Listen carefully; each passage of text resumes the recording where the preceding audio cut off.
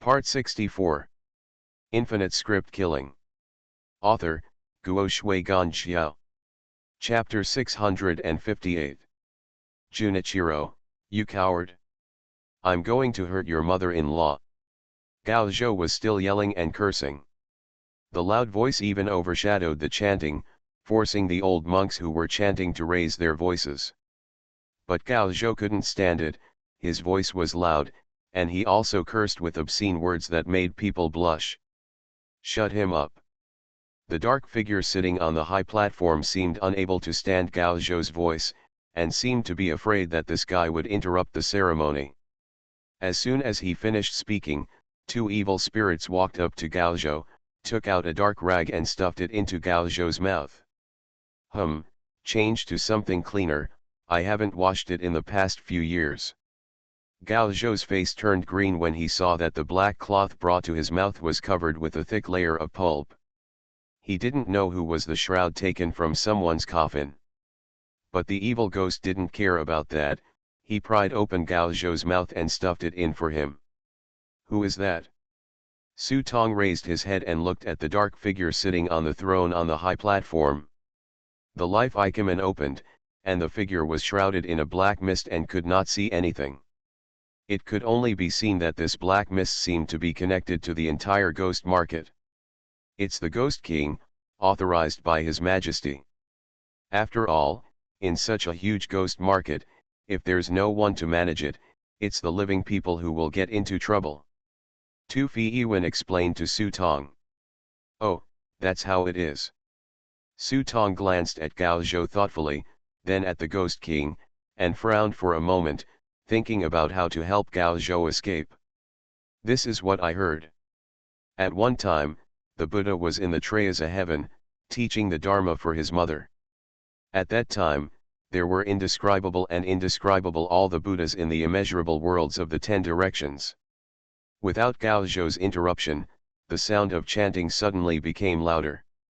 I saw little bits of golden light pouring out from these monks, turning into dense fonts as big as rice grains, slowly gathering above their heads, and actually tore a hole in the sky above the ghost market, revealing a secret realm of heaven.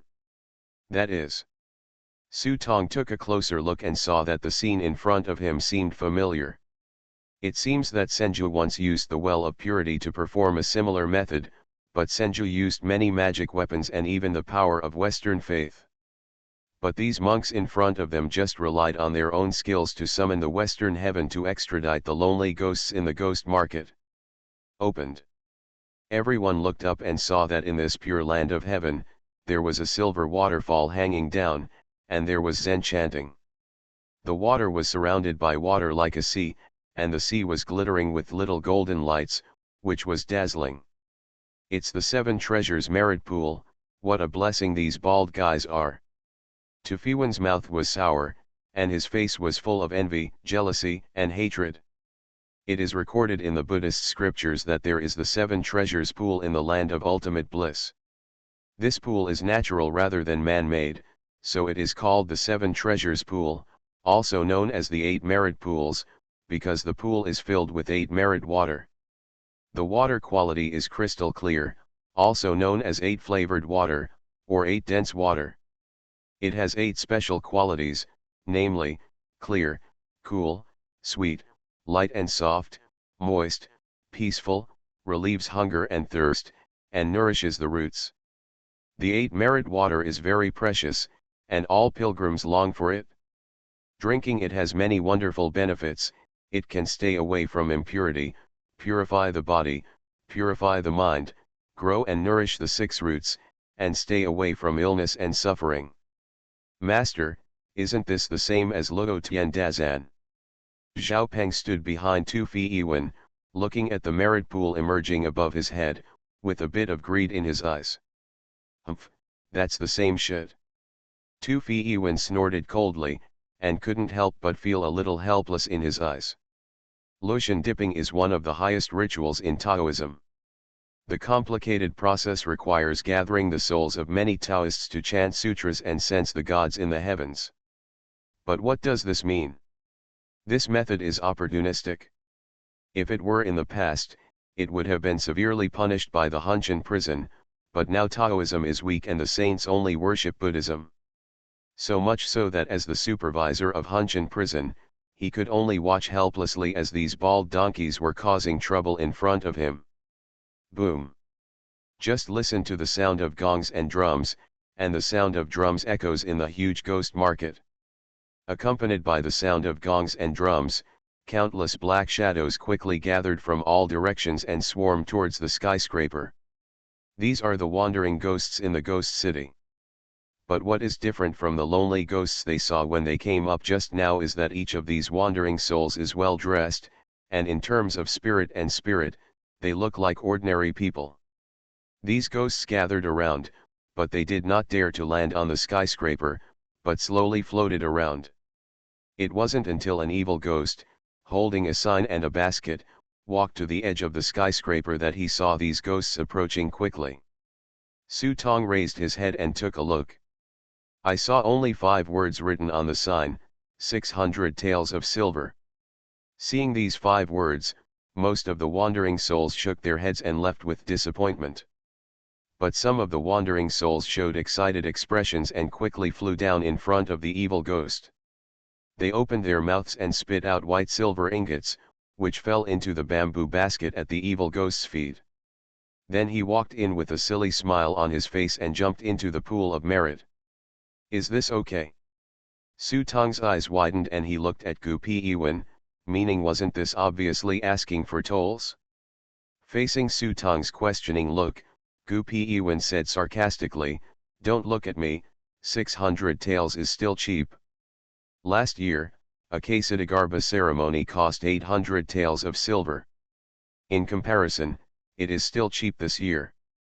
Holy shit, isn't this a clear robbery? Where did these wandering ghosts get so much money? If you don't have money, just ask your family to give it to you. If you don't have a family, learn to do business in the ghost market. It doesn't matter whether you cheat, kidnap, steal, rob, kill or sell. There are many ways to make money. If you don't have anything, we just saw those poor ghosts huddled downstairs are their destination. They can stay here honestly and provide the ghost market with yin energy. After Gu Piwen explained, Su Tong finally understood the activities of the Kesadagarba Dharma Assembly. The Ghost King wants to collect money. The monk wants to collect money. If you want to enter the Western Paradise, you have to pay. No money? If you don't have money, then don't come. Even if the monk is very merciful and offers free services, it won't be your turn. The Ghost King has so many connections, and you are the oldest one. Of course, not all monks are here for money. The souls themselves can also earn merit. In the 8 treasure merit pool in front of us, as long as a certain number of wandering souls enter, some of the merit springs will fall down to cleanse the bodies of these monks. Disasters enhance their skills and even the luck of the entire Buddhist sect. Back then, Chen Xianzang transformed 3,000 evil spirits with his own power. It would be false to say that no one was behind this. Just like the Kesadagarba Dharma Assembly in front of me. How much money will be collected, how many wandering souls will be transformed, how the money will be divided, and how much benefit the Ghost King will gain are all decided in advance. It's not that you can transform as much as you want. If the transformation is empty, the ghost market will not be able to hold on, the Ghost King will come to an end, and the monks will have nothing to eat. Everything must be a steady stream. So, what seems to be a good deed with great merit is actually a shady deal in private. As Gu Piwen spoke, he suddenly lost his mood. Let's go, there's nothing good to see. As he said that, he was about to take his 2 apprentices away. Seeing this, Su Tong's eyes rolled around and he quickly stopped Gu Piwen. Wait a minute. Su Tong took Gu Piwen's arm and asked in a low voice, Tuesday. Master Gu, can anyone hold this Kesadagarba ceremony? Gu Piwen frowned when he heard this, looked Su Tong up and down, and lowered his voice. You guys should give up? Have you seen the great monk Yuanzi? Do you think he is here just to show off? Who will hold the Ksatagarbha Dharma assembly, who will do it, which temples will participate, and how will it be divided? Money, Buddhism has already discussed it 3 months ago. Even if you go to find a monk, no monk will dare to come here to cause trouble, unless his temple does not want to open. When Su Tong heard this, not only did he not give up his thoughts, but his thoughts became more active. It's difficult to cross a human being, but how difficult is it to cross a ghost? They don't allow it, so why don't I just do it myself? Gu Piwen looked Su Tong up and down, and remembered that Su Tong had the ability to summon the yin god. After thinking about it in his mind, he asked, "Are you planning to summon the yin god from the underworld?" But it won't work.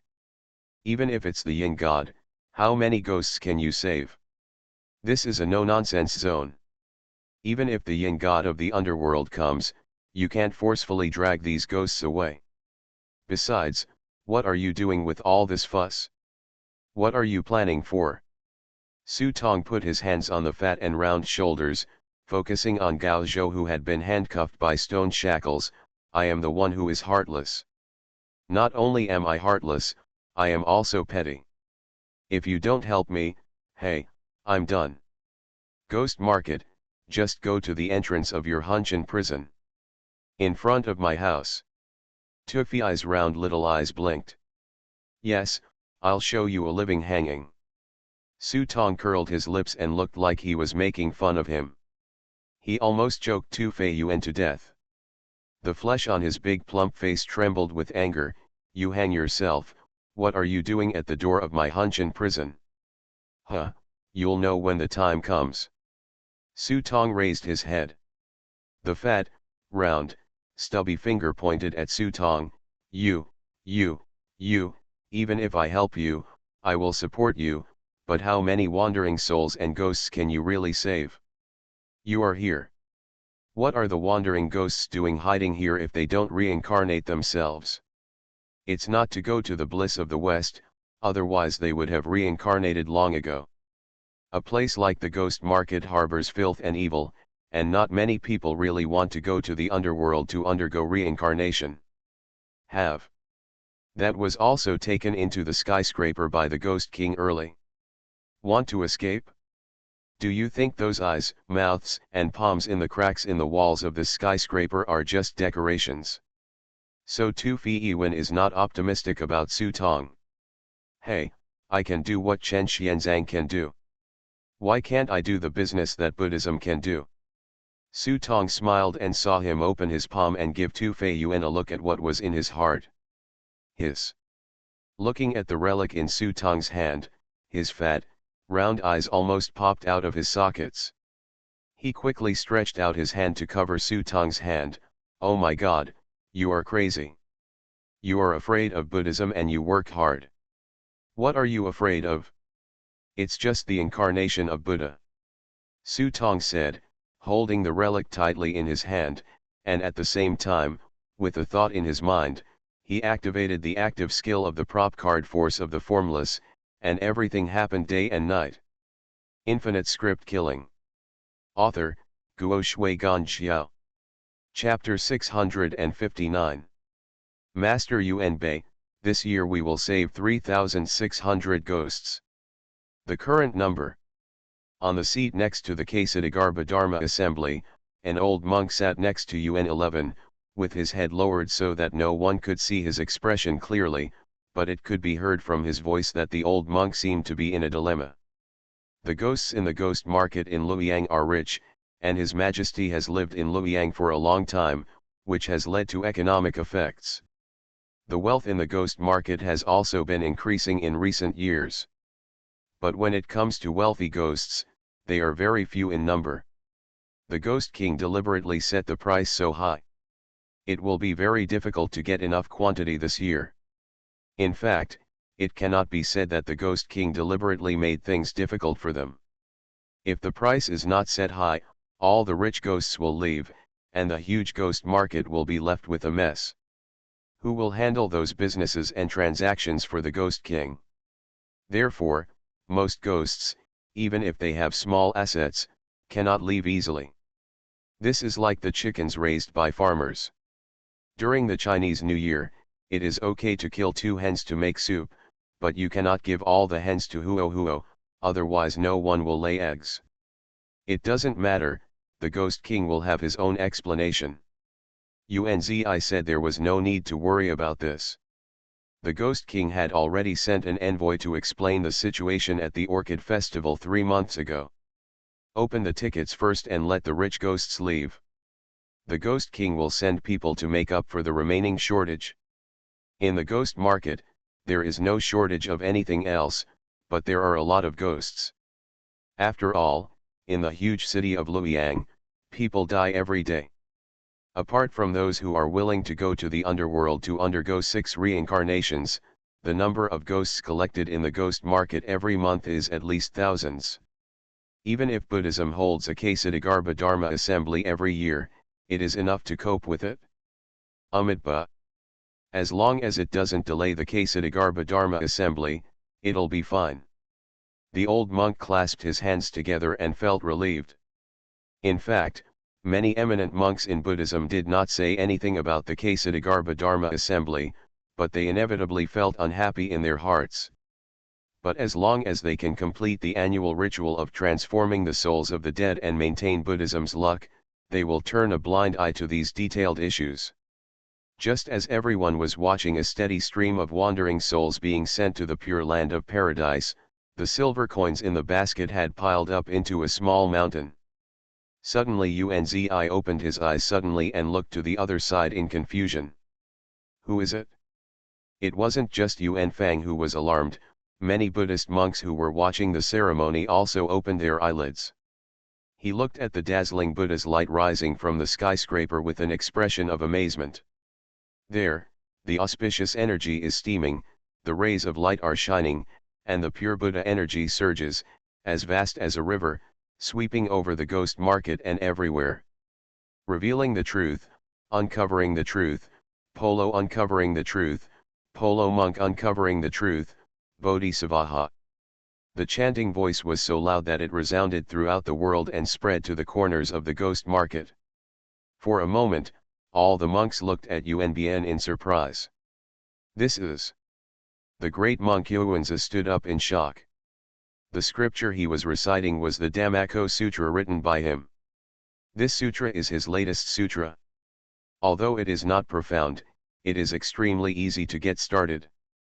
Ordinary people may not be able to read it, but those with a little bit of wisdom will be able to quickly understand the profound Buddhist principles in it if they recite the sutra. Touch. The purpose of writing this book by Yuan Xiang is also to make the promotion of Buddhism more deeply rooted in the hearts of the people. But he never thought that someone reciting the sutra would cause such an astonishing movement.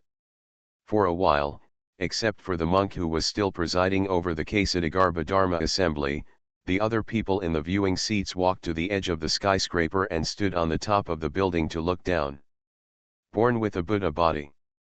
Many old monks could not help but look trembling, and some even knelt down with their hands clasped together.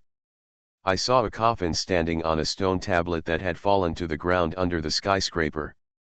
Su Tong sat cross-legged on it, holding a sutra in both hands, and recited silently. Every time he recited a word, he saw the Buddha's light surging, causing ripples in the void. The immeasurable Buddha's light radiates from Su Tong's body, shining immortal brilliance. If you look closely, you can see a bright red bead on his forehead. This red bead is called Pico. It does not mean tea, but one of the 32 Dharma signs of the Buddha. The white hairs between his eyebrows are bright, which is called the white hair phase. It is said that after Chen Xianzang was born, he was born with white hair between his eyebrows, and was regarded by Buddhism as a natural Buddha. This is a Dharma phenomenon that even the great monk Yuan Xiang and other Buddhist Vajra protectors do not have. I saw Su Tong becoming more and more fascinated as he read. The sound of chanting came and went, like the sound of heaven and earth, deafening and making everyone's soul tremble. The Buddha's light swaying behind him turned into infinite sutras, gathering above his head, gradually tearing a hole in the void, calling out the Buddhist kingdom in the west, and preparing to save the ghosts. How is this going? Now all the monks were shocked. Yunbian took a quick step and jumped down from the skyscraper to Su Tong's side. When he saw that Gu Pei Yuan was there, he couldn't help frowning and asked, "Master Gu, what's going on?" "Huh? You ask me, I don't know either." Gu Pei Yuan had a confused look on his chubby face, and then asked, "Isn't this your fault? We all said we were leaving, but he insisted on taking out the scripture you gave him and reciting it, and this is what happened." After saying that, Gu Pei Yuan suddenly approached Yuan Xian Yuan and said with a smile, "Master Yuanzi, if you still have the scripture you wrote, give me a copy. You see I won't live long, so before I die, let me try what it means to be empty of all four elements and become a Buddha and become immortal." Hearing this, Yuanzi started to curse in his heart. This old thief was pretending to be confused. How could he not know what was going on in the book he wrote? There is no problem in leading people to become a Buddha, but if someone reads and recites it twice and immediately becomes a Buddha, then he will be able to become a Buddha himself even if he practices Buddhism. Master Gu, I'm afraid you're not joking. Just now I saw that this prince has attained the Taoist realm, but he has no Dharma at all. How could he cultivate the Buddha's body and Dharma in an instant? Yuanzi looked at Gu Pei Yuan coldly, and when he spoke he looked calm and confident, as if he was angry. Although Gu Pei Yuan's cultivation was in vain, he was calm when faced with Yuan Fang's questioning. I saw Gu Pei Yuan clasping his hands together, "Ba, put down your butcher knife and become a Buddha immediately." Before Chen Xianzang sat down, he often said that everyone has Buddha nature and everyone can become a Buddha. Since the great monk is Xuanzang's personal disciple, don't you think that you isn't master right? If he was eloquent, Yuanzi would certainly not be afraid, but he couldn't resist Gu Pei Yuan and directly blamed him and brought out his master. At this moment, the great monk Yuan side could not refute. After all, he is a disciple of Chen Xianzang. Even though he has a transcendent status now, serving as the Vajra protector of Buddhism and supervising Buddhism in the world, he cannot say anything wrong about his master. If you say so, you are rejecting your own origin and your own practice. In this era when the inheritance of the sect is extremely important, such a rebellious and unethical behavior is enough to make him irrecoverable, not to mention that he is a close disciple of Chen Xianzang and a great protector of Buddhism. Therefore, the great monk Yuanzi could only cool down his face and stare at the prince. "Opened!" someone exclaimed, and the void above Su Tong's head was torn apart, revealing misty auspicious clouds. The sound of chanting sutras is like a yellow bell, which is the paradise of the Western Buddhist country. The monks looked carefully, and finally someone saw clearly the world behind the auspiciousness. It is a mountain that goes straight up without any twists and turns. The mountain is luxuriant with fragrant trees, and the peaks protrude on all sides. There are palaces of the four heavenly kings, and there is pure gold sand at the base of the mountain. Looking around, one can see the shadows of the Buddhas in the heavens, seeming to be reciting scriptures with the boy in the auspicious clouds. Mount Sumeru. The old monk, who had just been worried that he had not transformed enough ghosts, burst into tears when he saw this, and fell to his knees with a plop. As soon as these words came out, even the monks who were presiding over the Ksatagarbha Dharma assembly couldn't sit still for an instant. They actually interrupted the Dharma assembly and swarmed around Su Tong. Rumor has it that the most sacred mountain in Buddhism is Mount Sumeru, which is 84,000 yojanas high and is the center of the universe. The sun, moon, and stars revolve around this mountain, and thousands of Buddhas and Bodhisattvas also live on Mount Sumeru. In the sea of clouds, I saw a huge mountain towering into the sky, majestic and vast, with no end in sight. On the mountain, there is a 7-jeweled staircase. On both sides of the road, there are 7-layered treasure walls, 7-layered railings, 7-layered nets, and 7-layered rows of trees. The doors, walls, windows, railings, trees, etc., are all made of gold, silver, crystal, colored glaze, etc. accomplished.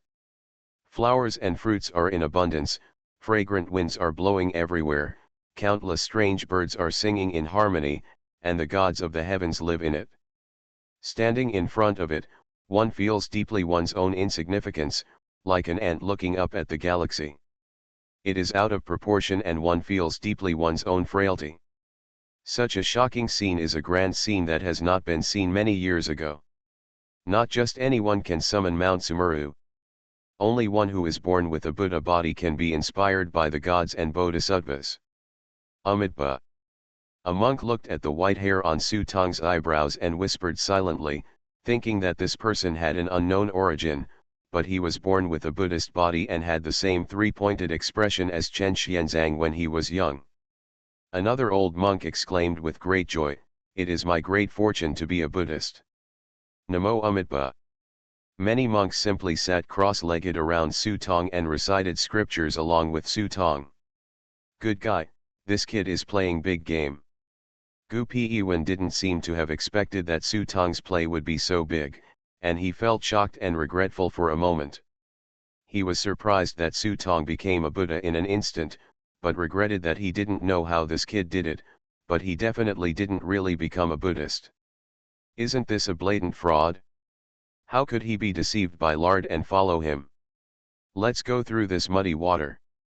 But at this moment, Su Tong waved his hand towards the wandering spirits who were still watching, and immediately countless ghosts around him rushed madly towards the Buddhist world above their heads. Even the poor people hiding under the skyscrapers braved their way out and rushed to the Buddhist world. As for the skyscraper, the ghosts disappeared instantly. Ghosts are also very realistic. They want money from above but not from below. Of course they choose to go below. Moreover, the Buddhist kingdom below leads directly to the Sumeru Holy Land, which is much better than the 8 treasures merit pool. In the blink of an eye, the ghost wind howled in the entire ghost market, and countless wandering ghosts rushed towards the world behind Su Tong like crazy. That's not right, this isn't right. Seeing how many ghosts were being saved, the Jensen monk of Lingshan Temple couldn't sit still. Great Protector, this is wrong. Didn't I say that we will host the Kasadagarbha Dharma conference? Seeing a large number of ghosts swarming into the world behind Su Tong, Monk Jensen could no longer host the Jizo Dharma assembly, so he ran down and asked Monk Yuanbi. Not only was the monk Jensen unable to sit still, but the ghost king sitting high on the throne also revealed his true colors. A ghostly face with a green face and black fangs spit out a puff of black smoke and said angrily, "Whoever dares to cause trouble in the ghost market will be taken down." As soon as these words were spoken, many evil spirits rushed down from the skyscraper and rushed towards Su Tong. However, since Su Tong dares to do this, he naturally has the confidence. In terms of cultivation and strength, he is not the strongest, but he has a backer. I am not made of clay either.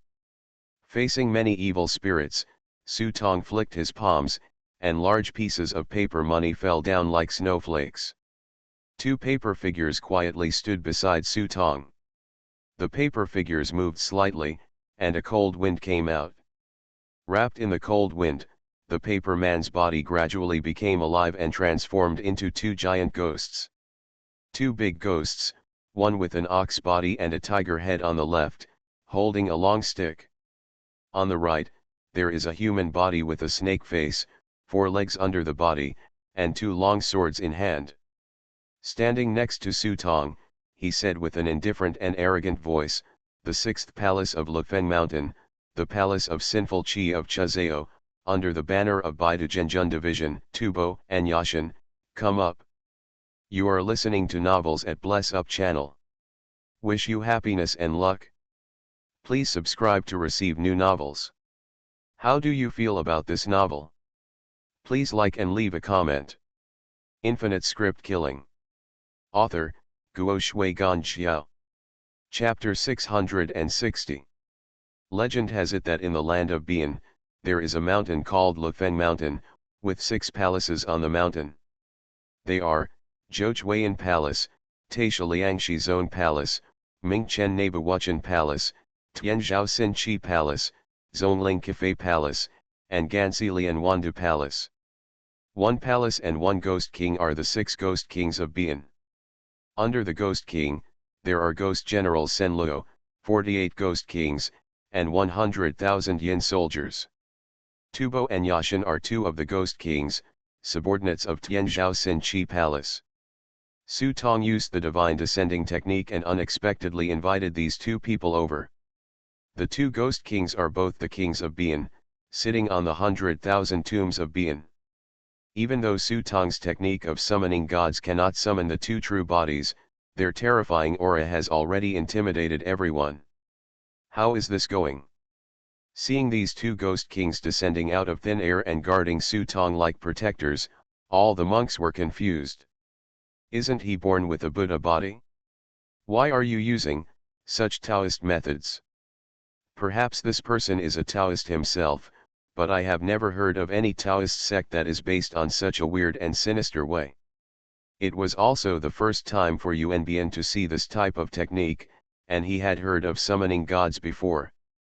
But what they invited were all gods from the heavens, or gods canonized by the imperial court to protect the family, such as city gods, land gods, mountain gods, river gods, etc. I've never heard of it. Who would invite the yin god? Feng Du Yinzi can't be invited just by anyone who wants to. It's not surprising that Unzi felt weird. After all, in this era, Taoist Mai Hua's grandfather was probably not even born yet.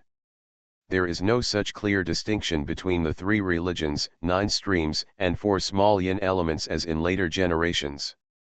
The minions under the Ghost King of the Ghost Market were so frightened by the 2 Ghost Kings of the underworld that they trembled and dared not approach. Seeing this, those ghosts who were still waiting and watching would miss the opportunity. Suddenly, more and more wandering souls rushed into the Buddhist world behind Su Tong like crazy. There are even some ghosts who already have a small amount of assets in the ghost market. At this moment, they are abandoning all their family fortunes and rushing madly towards the Pure Land world. Being able to enter the Pure Land world and get rid of the suffering of the 6 realms of reincarnation is 1,000 times better than struggling among all living beings in the sea of suffering. As Su Tongdu transforms into ghosts, the number of wild ghosts increases. Behind Su Tong, there were actually a few stars falling down from behind. These stars falling in the air made Su Tong feel cold all over, and his mental state instantly returned to its peak. Immediately, Su Tong took out the cold iron gourd in his hand, opened the stopper of the gourd, and sucked all the water mist into the gourd. When the others saw this, they were only envious. Although there are monks around to assist, Su Tong is the leader. If the Buddha in the paradise drops treasures, only Su Tong has the right to distribute them. Even if others want to take them by force, it will not work. At this moment, in an unknown temple on Mount Sumeru behind him, a burst of dragon roar suddenly came out, and then the water pool in front of the temple exploded. A white dragon emerged from under the pool. The white dragon came out of the water and soared into the 9 heavens. Its pure white dragon scales shone with fantastic light. But if you look closely, you will see that this dragon has no horns. It's Elang. After Doi Yuan carefully identified it, he said solemnly. Guanya says, if it has horns, it is called Chu, if it has no horns, it is called Chi. The Elang flew over, and in an instant it seemed as if it was about to rush out of the world. However, the Elang flew closer and closer, but it gave people the feeling of getting further and further away. That is the Pure Land of the West, the holy mountain of Sumeru. Even if it is really a god, it is absolutely impossible to fly out from it. However, Elang seemed to have noticed this, so he simply stopped flying and jumped into a bamboo forest. After a moment, he saw that most of the bamboo forest was trembling and destroyed, and then a golden light suddenly flew out from the bamboo forest, trying to penetrate the world. The barrier descended in front of Su Tong. What is that? Now everyone was shocked. This was the first time in the world that a divine dragon dropped a treasure. I saw this object shining with golden light, and it seemed like there was a golden bamboo wrapped in it. You don't need to think about it to know that the value of this thing must be extraordinary. It's just that this thing didn't really come, but was blocked by an invisible force. Obviously, the number of souls transformed is not enough. Whether it is from the perspective of energy conservation or the principle of equivalent exchange. Even if Buddhism uses the excuse of transforming wandering souls and wild ghosts to summon the bodhisattvas of the Western Heaven Buddhist kingdom in exchange for treasures and merits, it can even invisibly enhance Buddhism's luck. But these things are not given out of thin air, and a large number of ghosts are still needed as bargaining chips. The things along through must be priceless treasures, but obviously the number of ghosts that have been transformed at the moment is not enough. Seeing this, Su Tong pointed at the minions of the evil ghosts enslaved by the ghost kings of the ghost city. These evil ghosts are staying in the world and causing trouble, detaining wandering souls and disrupting the yin and yang. I also ask the two kings to help me. After this is done, I will definitely thank you very much. Just the right thing to do. The Tubo let out a low cry and waved the long stick in his hand, blowing up a gloomy black wind. When the black wind swept away, all these evil spirits were wrapped around the long stick. Seeing that something was wrong, some evil ghosts turned around and tried to run away. As a result, the tail of the Yashin snake swayed, and the two swords in its hands turned into large nets. This big net covered them and had nothing to do with living people.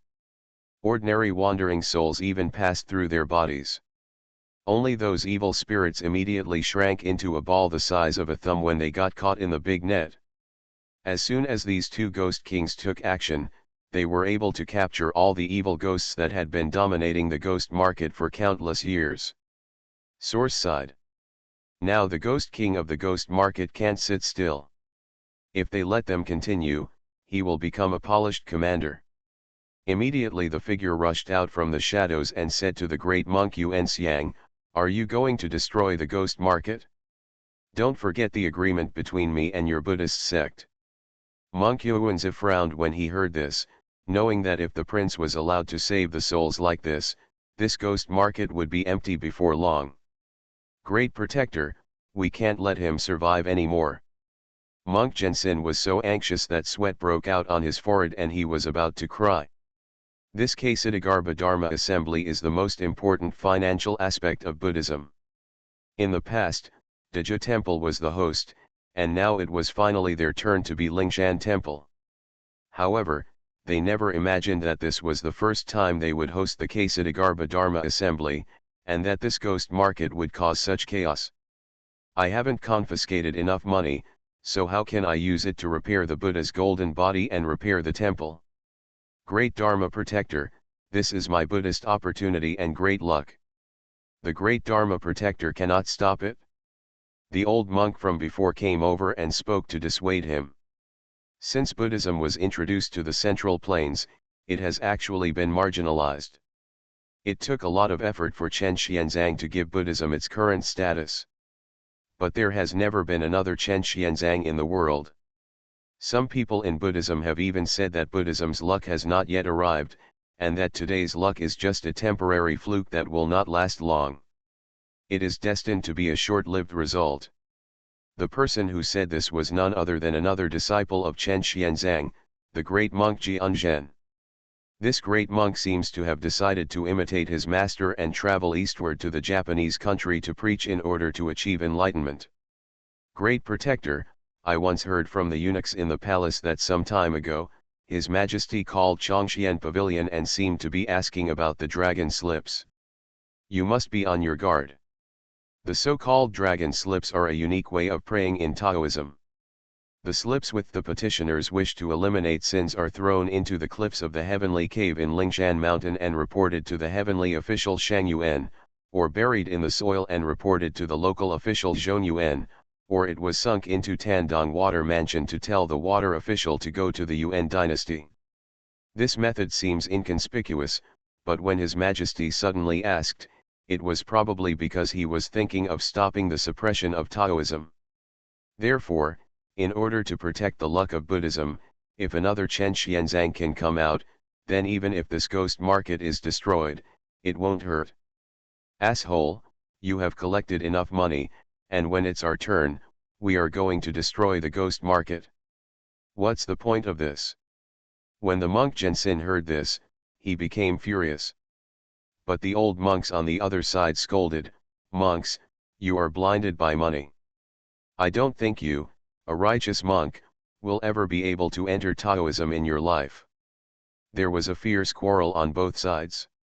Little did he know that Unzi was also struggling in his heart at this moment. He didn't believe that the prince was born with a Buddha body, so there must be something fishy in it. But he struggled to produce evidence, and the white hair on Su Tong's forehead did not allow him to question it. Besides, with Gu Peiyuan still watching, could it be possible for him to kill the prince? "Your Majesty, let me out quickly, I'll help you." At this time, the Ghost King of the Ghost City suddenly heard a harsh shout from behind. Looking back, I found that the zombie had spat out the rag in his mouth at some point and was shouting at him. "You." The Ghost King hesitated for a moment. Originally, this zombie and the other two people were working for him, and he was rather optimistic about them. But the reason why I want to catch this guy is that he controls zombies to run wild in his ghost city. On the other hand, news came from the bad guy that he was involved in the murder. I thought it would be okay if this guy didn't bring anything back, but he got into trouble with a bad person, so he might as well be a favor and hand this guy over to the bad guy. But now that the ghost market he has been running for many years is about to be wiped out, how can he care about so much? He immediately stepped forward, lifted the stone shackles that suppressed Gao Zhou, and stared in the direction of Su Tong with red eyes. "Kill that guy for me, and I'll reward you with lots of treasures."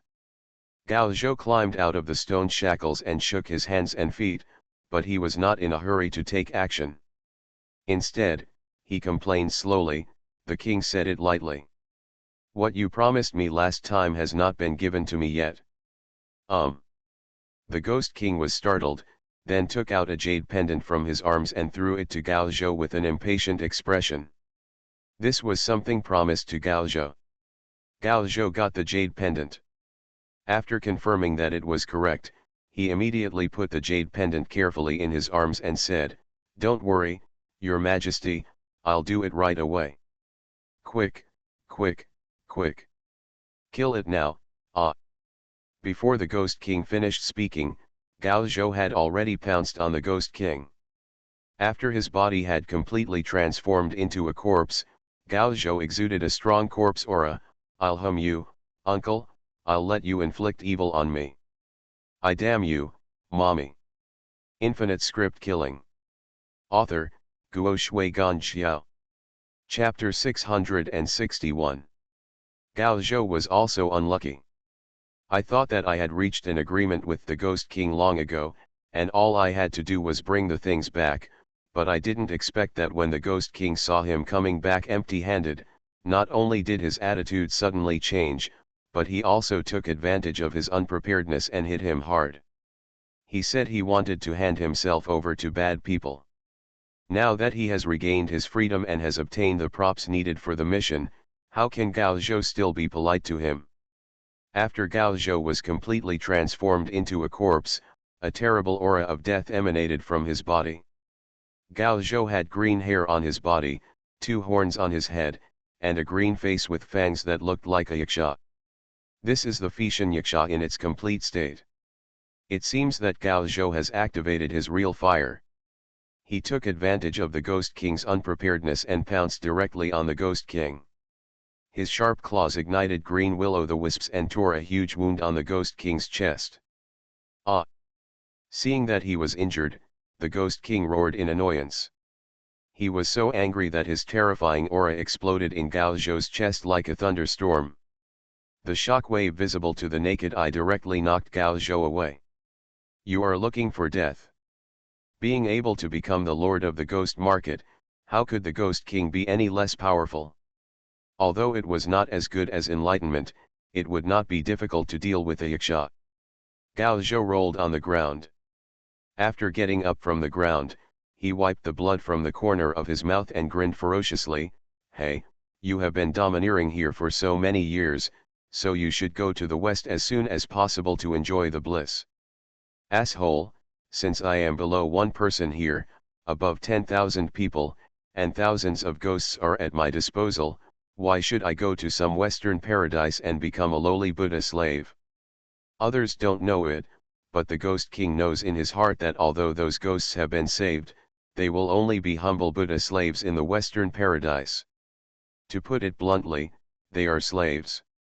Although he will no longer enter reincarnation, he will never be able to turn over again. He is like an emperor here. Even if the dynasty changes outside, he can still be here forever. However, as soon as the Ghost King finished speaking, he suddenly felt a bad premonition in his heart. He turned around and looked up, and the face under the haze suddenly became distorted. I don't know when Tu Bo and Yashan appeared behind him. It turns out that Tu Bo and Yashan threw all the evil ghosts of the Ghost King into the paradise. Still can't let that bamboo fall from the Buddhist world. Su Tong could only set his sights on the Ghost Market King. You are causing trouble. I will punish you. Tu Bo's voice was cold, and he swung a long black stick in his hand and hit the Ghost King on the head. They are both Ghost Kings, but Tu Bo and Yashan are the yin gods of the underworld. They are in charge of the 100,000 Tombs mountain in Bian. Their strength is not comparable to that of the little ghosts in the ghost market. If the true form had come, I'm afraid this ghost market would have been overrun long ago. It was just a thought now, but the sharp edge spitting out from the long stick in his hand smelled of blood, as if he had drank the blood of endless creatures. You. Looking at the falling long stick, the Ghost King's face changed drastically, and he screamed to reveal his true identity. He was a middle-aged man wearing official uniform. If you look carefully, it is not difficult to find that the official uniform worn by the Ghost King is not contemporary, but the eunuch clothing of the Jin dynasty. When everyone saw this, they realized that the king of the ghost market turned out to be a eunuch. The Ghost King revealed his true identity, with a scimitar in his hand, and the blade swung out with terrifying evil energy. Boom! When the sword and stick collided, it was like a thunderous explosion, which made the whole skyscraper tremble. The violent force penetrated the skyscraper like a tide, and the huge stairs suddenly began to tremble. Crackling. The building collapsed, cracks appeared in many places, and the pieces of flesh on the walls of the building suddenly let out heart-rending screams. The Ghost King finally took Tu Bo's stick. Immediately afterwards, Yashan had already killed him, without even giving him a chance to breathe. The long sword in his hand turned into two black rivers. When he waved it, he saw the death aura surging into the sky, as if it fell from the outer universe, and the black pressure was overwhelming. It was terrifying and made the entire ghost market tremble. Facing Tu Bo, the Ghost King was already barely parrying. Now that Yashan joined in, the Ghost City King couldn't hold on any longer. He was beaten back and forth, and could only ask for help. Dharma Protector Yuan Bei, Monk Jensen, come and help me quickly. If I'm not here, this ghost market will be destroyed. Great Protector, he is going to destroy this place. When Monk Jensen and others saw this scene, they were all frightened and anxiously wanted Yuan Bian to take action to stop the fight. If the ghost market is destroyed, it will be destroyed, but if the Ghost Kings are thrown into the Pure Land world as merits by this kid, it will be difficult for them to host the Kasidagarba Dharma assembly. It's been destroyed now. Compared to the ghost market, the treasure given by Along is the key. The old monk on the side objected. Pointing to the bamboo wrapped in golden light above Su Tong's head, if this thing is obtained by the Buddhists, it must be a sacred object that can suppress the luck of the Buddhists. With this thing, Buddhism's luck can at least continue for 100 years. The old monk's words moved Monk Yuan's heart. After all, Buddhism is a foreign religion. It does not have as long a tradition as Taoism, and its luck fluctuates. Therefore, when Buddhist eminent monks sit down and take the reincarnation, they will practice their whole life and turn them into relics, which are enshrined in the pagoda as sacred objects to suppress the luck of Buddhism. If this thing falls into the hands of Buddhism and is used to build a pagoda and suppress Buddhism's luck, then within 100 years, regardless of political changes or dynasty changes, Buddhism will continue to prosper from now on. Thinking of this, Unzi has made up his mind that once this thing comes, he must seize it as soon as possible. Even if this thing is theoretically a good result of the prince's transformation into tens of thousands of ghosts, it was obtained through their Buddhist methods. If he wants to take it away, no one can say anything. Thinking of this, Unzi naturally stopped paying attention to the Ghost King's cry for help. Boom! A crack spread from the roof of the skyscraper, and there were wailing sounds from the towering stairs. The stairs gradually began to collapse, exposing white bones and broken pieces of flesh. 3 black shadows flew out from the shattered skyscraper. Everyone took a closer look and saw that the Ghost King had been escorted by Tu Bo and Yashan in front of Su Tong. The zombie was also taken down. Su Tong kicked open the coffin lid under his buttocks, revealing the empty coffin. Yashan pushed his hand and threw Gao Zhou into the coffin. What confused the monks around him was that this time the zombie didn't even seem to resist at all. I am the Ghost King recognized by the Emperor of the world, why do you want to take me? Monk Yuanzi, are you going to burn the bridge across the river? If I am arrested, this ghost market will be destroyed. You will no longer have Kasadagarba Dharma gatherings, who will people take money from you? The Ghost King looked back at the monks and screamed to remind them of his importance. Everyone was silent and could only look at the great monk Yuanxiang. But Unzi had already made up his mind. If he wanted to get the sacred object from Mount Sumi, why would he care about a mere Ghost King? As for the ghost market, if it is destroyed, it will be destroyed. There are many ghost markets, large and small, in the huge city of Luoyang. It would be a pity to destroy one, or even secretly support another. Send him in quickly. Su Tong didn't even need to speak, there were monks urging him to send the Ghost King to the paradise of paradise in exchange for holy objects to be born as soon as possible. Hearing this, the Ghost King's face couldn't help but distorted. You bunch of bald donkeys. You are treacherous, you are indeed a villain who cannot be trusted. Faced with the curses of the Ghost King, these monks looked calm. Some monks even clasped their hands together and said, Amitabha, you have been doing your best in the ghost market. Now that you have achieved bliss, it is the greatest blessing. I hope you will not make any mistakes. Only these bald men can say such self-deceiving words. How shameless. Even egoists like Zhao Peng can't stand it. Blessings. Ha ha ha ha, you call this blessings? The Ghost King was so angry that he laughed for a moment. Everyone knows that ghosts are scary, but people are poisonous. I admit defeat this time, but you bald guys don't be too happy too early. I'll be waiting for you in the bliss of the West. No, I'm just afraid that when the time comes, you bald guys will, after the donkey dies, he will be buried in the 18 hells and will never be reincarnated. Send it in. Su Tong waved his hand, Tu Bo and Yashan raised their hands, and directly threw the Ghost King into the Buddhist world. As soon as the Ghost King entered the Buddhist kingdom, he immediately disappeared. Everyone stared at the bamboo eagerly. I saw golden light shining on the bamboo, wanting to come from the Buddhist world. Everyone held their breath and waited for the moment when this treasure came. Master.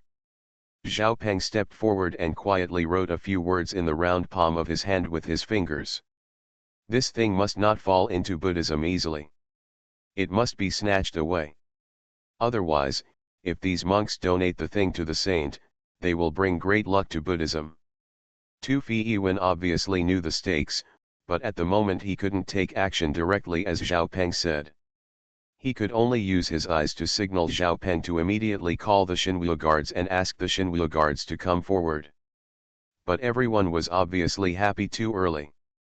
I saw that the golden light was about to break through the shackles of the Buddha's kingdom and descend into the real world, but it was inexplicably stuck halfway, unable to advance or retreat. How could this happen? Isn't it enough? Some people couldn't help but be surprised when they saw this. This huge ghost market was almost empty. Coupled with a ghost king who has been practicing for hundreds of years, even so, isn't it enough to transform this thing? Su Tong couldn't help but frown when he saw this. After wasting so much effort, is it going to be in vain? Everyone looked around, trying to find some more ghosts to transfer into. But the huge ghost market has long been empty, and there are quite a few living people left. Can you please invite 2 ghost kings? Someone whispered to Su Tong, telling Su Tong to throw Shanbo and Yashin in for transformation. Su Tong looked for the source of the sound, but the other party was already hiding in the crowd, unwilling to expose himself at all. There are still many fugitives in the ghost city. I don't know who suddenly said this, which immediately made many people think. The fugitives who can escape to the ghost market are all extremely vicious gangsters, so they can be killed if they are killed. Using their souls to save them is also a way. But as soon as these words came out, Unzi, who had always been silent, couldn't sit still, and immediately shouted, "Nonsense! How dare a Buddhist to break the precepts? Who dares to hurt others? Don't blame the poor monk for being ruthless. There is no airtight wall in the world. Once this matter spreads, it will be a fatal blow to Buddhism. Whoever dares to think this way, whether he is a member of Buddhism or not, will not be allowed to stay in Yuanbei." As the great protector of Buddhism in the world, Yuanbei roared and immediately caused those who had their thoughts to lower their heads and completely extinguish the thoughts in their hearts. "Boy, if you have any remaining merit, you might as well give it a try."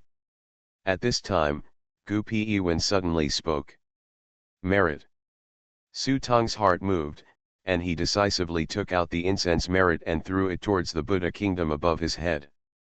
Sure enough, as the incense merits were thrown into the Buddha's kingdom, the invisible barrier seemed to gradually begin to be worn away under the nourishment of the incense merits. It works. Seeing that the incense merits were useful, Su Tong opened his palm and smashed a large amount of incense merits into it. It is to replace the ghost with incense and merit. Amitabha, where did this kid get so much incense and merit? Everyone was dumbfounded for a moment. Tu Fiwen twitched the corners of his mouth. In fact, that was all he said, but who would have thought that Su Tong could really take out so many incense merits and throw them into it? I couldn't help but wonder in my heart, could it be that the man in the city god's temple was willing to give him so much incense? Thinking of this to Fiwen, I thought, a mere Yang can have so many incense merits. If this boy does this a few times in other places, if he is given a few years, this boy will not go to heaven. Of course, Tu Fiwen only had this idea. It would be very difficult for Su Tong to implement it. After all, he couldn't split the master into more than a dozen. Master wouldn't agree to that either. Even if the master agrees, the master's wife will not agree. It's coming out. When a large amount of incense merit and the barrier of the Buddhist world were dissolved, everyone finally saw the whole bamboo clearly. A piece of bamboo is no more than 7 inches long. Each inch has a section, and its whole body is as pure and flawless as glass crystal. What is the origin of this thing? Even a great Buddhist protector like Yuan can't tell clearly. Whoosh! With a flash of golden light, this precious bamboo suddenly flew out of the Buddha's kingdom. Everyone's eyes turned red. Who would not be tempted by the most precious treasure in the Holy Land? But at the moment when everyone was about to take action, the object suddenly flashed in mid-air, flashing with brilliant golden light. Everyone closed their eyes at this moment. When he opened his eyes again, he saw that the treasure had disappeared. Hey! Where are the things? Everyone was stunned for a moment, staring with wide eyes, but nothing appeared. Even Su Tong was stunned for a moment, but soon Su Tong seemed to realize something and looked up at his entrance. Sure enough, the bamboo was standing in the entrance of his hall at this moment, and like the fairy furnace, it was integrated with the entrance of the hall behind him. What's even more strange is that the bamboo fell inside the entrance of the hall and was almost transparent. Except for himself, who could clearly feel the existence of the bamboo by virtue of his control of the entrance of the hall, others, not even Jixiang, could see where this thing was. Now Su Tong didn't know whether to cry or laugh.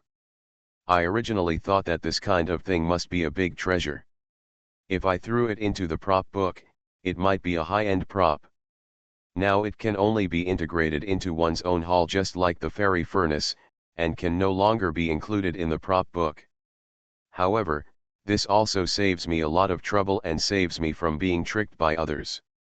Thinking of this, Su Tong couldn't help but have a confused look on his face. Where are the things?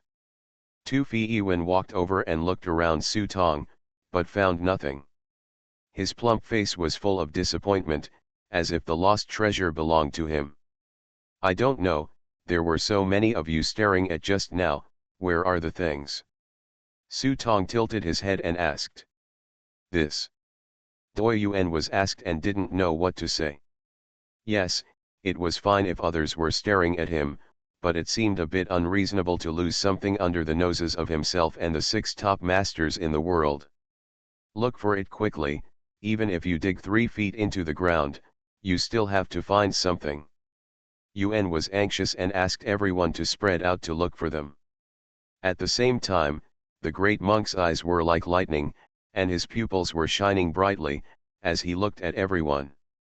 Once someone obtains such a valuable treasure, something will definitely happen to them. Yuan Bian's eyes quickly scanned everyone present, among which Su Tong was given special attention. Under the scrutiny of the Buddha's eyes, Yuan Bian obviously also noticed the entrance behind Su Tong. Although he was surprised by Tang Kao's existence, he didn't think much about it. After confirming that the thing was not on Su Tong's body, he continued to search for others. But no matter how many people dug into the ground and almost turned the area upside down, they still couldn't find any trace of the treasure. Could it be that things from the fairy world are destined not to last long in the mortal world? At this time, an old monk said with a grimace. I remember that during the reign of Emperor Taizong, he ordered Longhu Mountain to prepare Lushan Dazan and asked the immortals to give him magical elixirs. At that time, the sky was dark and the earth was dark, and the magic pill was like a meteor falling from the heavenly palace. But when Taizong reached out to catch it, the magic pill had completely disappeared and turned into a wisp of blue smoke. The old heavenly master of Longhu Mountain once told Taizong that the treasures in the immortal world are all rare and flawless, but when they come to the human world, they are contaminated by the filthy air of the human world and dissipate. As soon as the old monk said this, everyone couldn't help but look disappointed. Su Tong even looked up to the sky and cried, "My merits have been lost in blood." Everyone saw Su Tong's face full of sorrow. Some felt sorry for him while others snickered secretly. Naturally, Zhao Peng was among them. Although he lowered his head, his face could not help but be filled with joy. Depressed. Let's go. Su Tong was troubled for a moment, then simply threw the book on the ground, looking very annoyed. He kicked the coffin, kicked it heavily to the ground, and sat down on it. Go home and sleep. As he said that, those black mezons came out from behind the big girl on the side, got into the coffin quickly, picked up the coffin and were about to leave. Wait. Seeing that Su Tong was about to leave, the monks who had been protecting Su Tong immediately couldn't sit still. Okay, let's just say you had a hand in the Kesatagarbha Dharma ceremony, but now that we've eaten it all and wiped it clean, you're going to leave? Donor, please wait. The poor monk is the host of Xiangshan Temple. He has no Dharma name.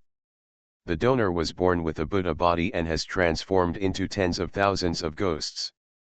He is the person who is destined for our Buddhist section. Can you please ask the donor and the old monk to go to Xiangshan temple so that the poor monk can pray for you? The donor has completed the final Buddhist ritual. The so-called Buddhist ritual actually means to become a monk and get tonsure. When Su Tong heard this, he immediately rolled his eyes. Another nonsense. I have never thought about becoming a monk, and your father doesn't allow me to become a monk. Get out of the way, I'm going back to rest. At this time, everyone was a little confused for a moment, and turned back to look at the great monk Yuanxiang. Monk Yuanzi had a grimace on his face. He could see clearly that this boy was not from their Buddhist sect at all. But there must always be an explanation for the matter of being born with a Buddha body. Moreover, if this boy did not give an explanation for the Dhammacco Sutra he had just recited, it would be difficult for him to explain it to the Buddhist sect. Your Majesty, wait a moment, this matter concerns my Buddhist secrets. Please, Your Majesty, follow us to Xiangshan temple to explain it clearly. While Yuanzi was speaking, the person had already arrived in an instant, standing in front of Su Tong. His cassock was not moving in the wind. Although he was standing in front of him, he felt like he was overwhelmed by a mountain. The strong sense of oppression made Su Tong feel an unprecedented pressure, as if the other party could crush him into pieces with just a move of his fingers. Snort. The two yin gods, Shanbo and Yashin, let out a muffled cold snort. Under the pressure from the source, they had to take a few steps back. For a moment, they were unable to get closer. Why, it's not enough for Buddhism to transform evil spirits, now it has to forcibly transform people as well. Fortunately, at this time, Gu Piyuan walked up to Su Tong, put a hand on Su Tong's shoulder, and gently patted away the pressure on Yuan Xiang's body. Ba, Sir Gu, please don't misunderstand me. We asked the Crown Prince to go to Xiangshan temple just to find out why the Crown Prince has the white hair form. This matter involves the internal affairs of our Buddhist section. It's best for Master Gu not to interfere. After Yuanzi said this, he slowly stretched out his hand and was about to grab Su Tong's shoulder and forcefully take him away. Seeing this, Su Tong instinctively stepped back, secretly thinking that it was troublesome, but he dared to do so, and it was not without support.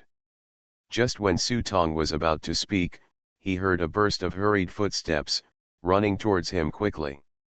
Before the person arrived, he heard a familiar voice, Shinwavai is handling the case, everyone else is waiting to get out of the way. Sorry, I'm stuck and the code is slow. It's a bit late today. I'll try to update during the day tomorrow. Infinite Script Killing. Author, Guo Shui Gan Xiao. Chapter 662. When they heard the word Shinwavai, those people who were hiding in the dark immediately turned around and ran away, disappearing in the blink of an eye. The three words Shinwavai were enough to stop a child from crying in Dazhu.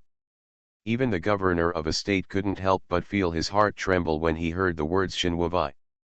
He was afraid that he would not be able to sleep well for several days. Looking at Zhang Zhen, the governor of Yuzhu, who only dared to sit in the last position when facing Luo Hu and others, you will know how terrifying the Xinwu guards are to these officials. Shinwavai. Upon hearing the word Shinwavai, the monks surrounding Su Tong immediately dispersed and stood neatly on both sides. After all, they are just monks. Even if the great monk Yuanzi is here, he has to avoid the sharp edge when facing the Xinwu guards. Su Tong raised his head and saw that the person walking in front was his old acquaintance Wu Fan. Seeing Wu Fan coming, Su Tong immediately became happy and waved to him with a smile. But Wu Fan acted as if he hadn't seen it. He strode forward with an expressionless face that made it difficult to tell what he was thinking. He just came with a pedestrian, glanced at Su Tong, frowned and said, "The prince should stay in the imperial palace. You are not allowed to go out at will." "Yes, yes, don't we have to go back now?" Su Tong nodded repeatedly like a good boy, but when he changed his words, he pointed at Yunbin with an aggrieved look on his face, "But this bald man won't let me go back, and he wants me to follow him to Xiangshan Temple to become a monk." Wu Fan heard this and looked sideways at the great monk Yunbei. Su Tong's finger made Master Yuan's face change slightly, and he hurriedly opened his mouth to explain. But, the prince has misunderstood. The poor monk just wants to invite the prince to Xiangshan Temple to discuss Buddhism. He has no intention of forcing the prince to become a monk. Wu Fan's strength is no more than that of a grandmaster, and he has not even entered the Tao yet. In front of a top master like Yunbei in the world, both his strength and status are far inferior. But Wu Fan's identity made Yuanzi Yamato not dare to look down upon him in the slightest. Looking at the three words Shinwavai in the world, even the old heavenly master in Longhu Mountain cannot neglect them in the slightest. After all, they are the saint's personal guards and represent the saint. Since it is a misunderstanding, it is easy to handle. This person is Prince Gong. He is waiting for orders in the imperial post, and it is inconvenient to leave the imperial post for too long. I hope you can forgive me. If you want to discuss Buddhism, you can ask the master to go to the imperial post to discuss it. Or it could be to report to the saint and ask the saint to make an arbitrary decision. As soon as Wu Fan said this, the faces of all the monks turned green. This is clearly telling them that this person has a special status and you should not think about becoming a monk. He will not go to Xiangshan Temple with you and can only go back to Huangji. As for whether this guy is willing to see you after he returns, that's another matter. Ahem, master, I think we should make an appointment next time. Everyone, we will do it next time, we will definitely do it next time. Su Tong borrowed the donkey from the slope and held his hands towards the monks and monk Yunbin one by one. He looked like a good boy, making it hard for anyone to find fault. After all, I already have the things, so I might as well go with the 36 strategies. Then Su Tong looked at Gu Piwen, grinned, and took out a bottle in his hand. This small jade bottle is the bottle of Beiwa Jade Void pill that Tu Piwen gave to him before, and he accepted the pill inside. Is this bottle? Su Tong played with the bottle with his fingers. Master Gu, thank you for the tip. With that said, he threw the bottle in his hand towards Gu Peiyuan. As soon as Su Tong said this, all the monks around him looked at Tu Piwen with unkind eyes, especially the great monk Yuanzi, whose deep eyes glanced at Tu Piwen up and down with an unkind expression. Master, this boy repays kindness with revenge. Zhao Pen naturally could see that Su Tong was trying to divert trouble, and immediately wanted to catch up with anger on his face to make him speak clearly. But Tu Piwen stopped him. Opening the jade bottle quietly, Su Tong had naturally collected the elixir inside, but inside the bottle was a ball of golden incense and merit, which was the reward Su Tong had promised to Tu Piwen. If Tu Piwen hadn't agreed to help Su Tong get out of trouble for this incense merit, I'm afraid Su Tong would have been forcibly taken to Xiangshan Temple by now. Hey, don't pay attention to him, I'm already dying, and I still care about this dirty water. After finishing speaking, Tu Piwen raised his head and said nonchalantly, in the final analysis, a poor man has a humble life. It's not necessarily a matter of how many people he can be buried with before he dies. After saying that, he put the bottle away and called Nai Haitang behind him. Let's go, this ghost market is completely empty. There are countless empty shops. Let's just go shopping and see if we can find anything. Do Piwen's voice was not loud, but everyone could hear it clearly. Although Master Yuanzi knew that this matter must be related to Do Piwen, he had no intention of pursuing it anymore. After all, this guy doesn't live long, so he is anxious. If this old guy leaves a prophecy to Buddhism before he dies, no one can bear it. On the other side, Su Tong jumped off the coffin after leaving the ghost market. He signaled Wu Fan to go first and wait for him in front. Wu Fan didn't say anything, he just urged Su Tong to hurry up and led the people forward. After the Shinwu guards had gone away, Su Tong turned around and walked towards the two Yinshen kings Tu Bo and Yashin behind him, and presented 2 golden merits to them. Thank you two kings for your help. The two of them collected their merits, and their faces gradually showed joy. Although the merits of the incense were not as good as those of Minky, this thing was also a rarity down there. In the land of the underworld, there are countless gods and ghosts, but there are only a few who can eat incense. But Tu Bo did not forget to remind Su Tong, this is not why we are here. We just heard that your master said that the matter of Motuo sect is left to you.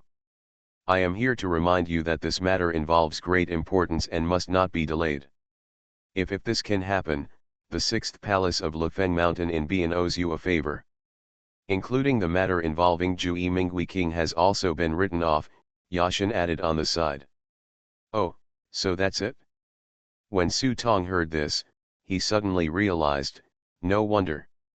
My own divine descending technique, the summoning of yin gods is mostly random, and the amount of guidance money sprinkled is not large. How come I summoned the 2 northern yin ghost kings, Yashin and Tu Bo, so coincidentally? It turns out that they came here for me. The Moda cult is not important, but the great sage Moda behind the leader is the key. If we can't eradicate the roots, it will only cause more trouble. Su Tong always had the temperament to beat snakes with sticks.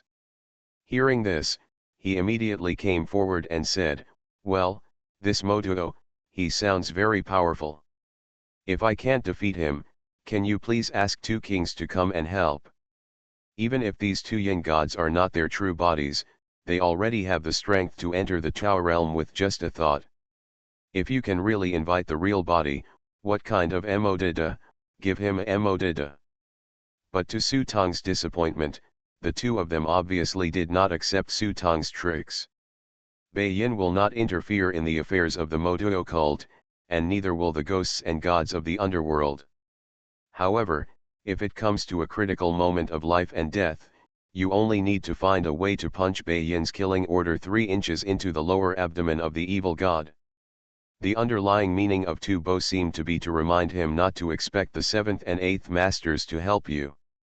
After Su Tong expressed his understanding, Tu Bo and Yashan slightly bowed their hands to Su Tong, and then took a step back. Their huge bodies gradually disappeared into the darkness, and in a moment, only 2 paper figures were left standing on the ground. Before Su Tong could make a move, the paper figurine burst into flames and turned into ashes in a moment. As the breeze blew, there was no trace left at all. Hey, this job is not easy to do. Su Tong sighed, walked to the coffin, and kicked the coffin. Come out, you can lie down as long as you want. As soon as he finished speaking, a crack was opened in the coffin. Gao Zhou did not come out, but only showed half of his head and grinned at Su Tong. I knew you would find me immediately, boss. Have you discovered me a long time ago? Su Tong was a little surprised. Yes, you were sitting on the coffin. I spotted you when we got to the skyscraper. How about it? You're awesome. Gao Zhou said proudly. It turns out that Gao Zhou was on the skyscraper and shouted that he wanted to kill Junichiro, just to take the opportunity to attract Su Tong's attention. Because there are many players coming to the script world this time, Gao Zhou has a privileged compensation, which allows him to see the identity and original appearance of the players with the naked eye. So when I saw Su Tong sitting on the coffin, I recognized him at a glance. Otherwise, why would he shout like that at the top of his voice when he was full and stuffed, and was forced to put a smelly shroud in his mouth? Thinking about it now makes me feel sick. I don't know where that thing was wrapped. It smells and is disgusting. When Su Tong heard this, the corner of his mouth twitched a few times and he thought to himself, this idiot. Then Su Tong asked Gao Zhou to put on the Jack mask and pretend to be Junichiro, temporarily replacing his identity. As for Junichiro, he was thrown into the coffin. With Daya attached to this kid, I am not afraid that he can use props to force his return. Gao Zhou carried the coffin behind him, and Su Tong took the 5 black maisons into the hall and waited there. When the two returned to Huangji, it was already dawn outside. The scorching sun rises from the east and shines on this ancient city. Residents have begun to walk around on the streets. Coincidentally, when walking back to Huangji, Su Tong and Gao Zhou saw the drum tower from a distance. Compared with the grey and low houses on both sides of the street, the towering door of the drum tower is still very conspicuous. Luoyang is still the same Luoyang, but there is no trace of the beef offal soup restaurant on the streets. There was a smell of mutton soup from time to time.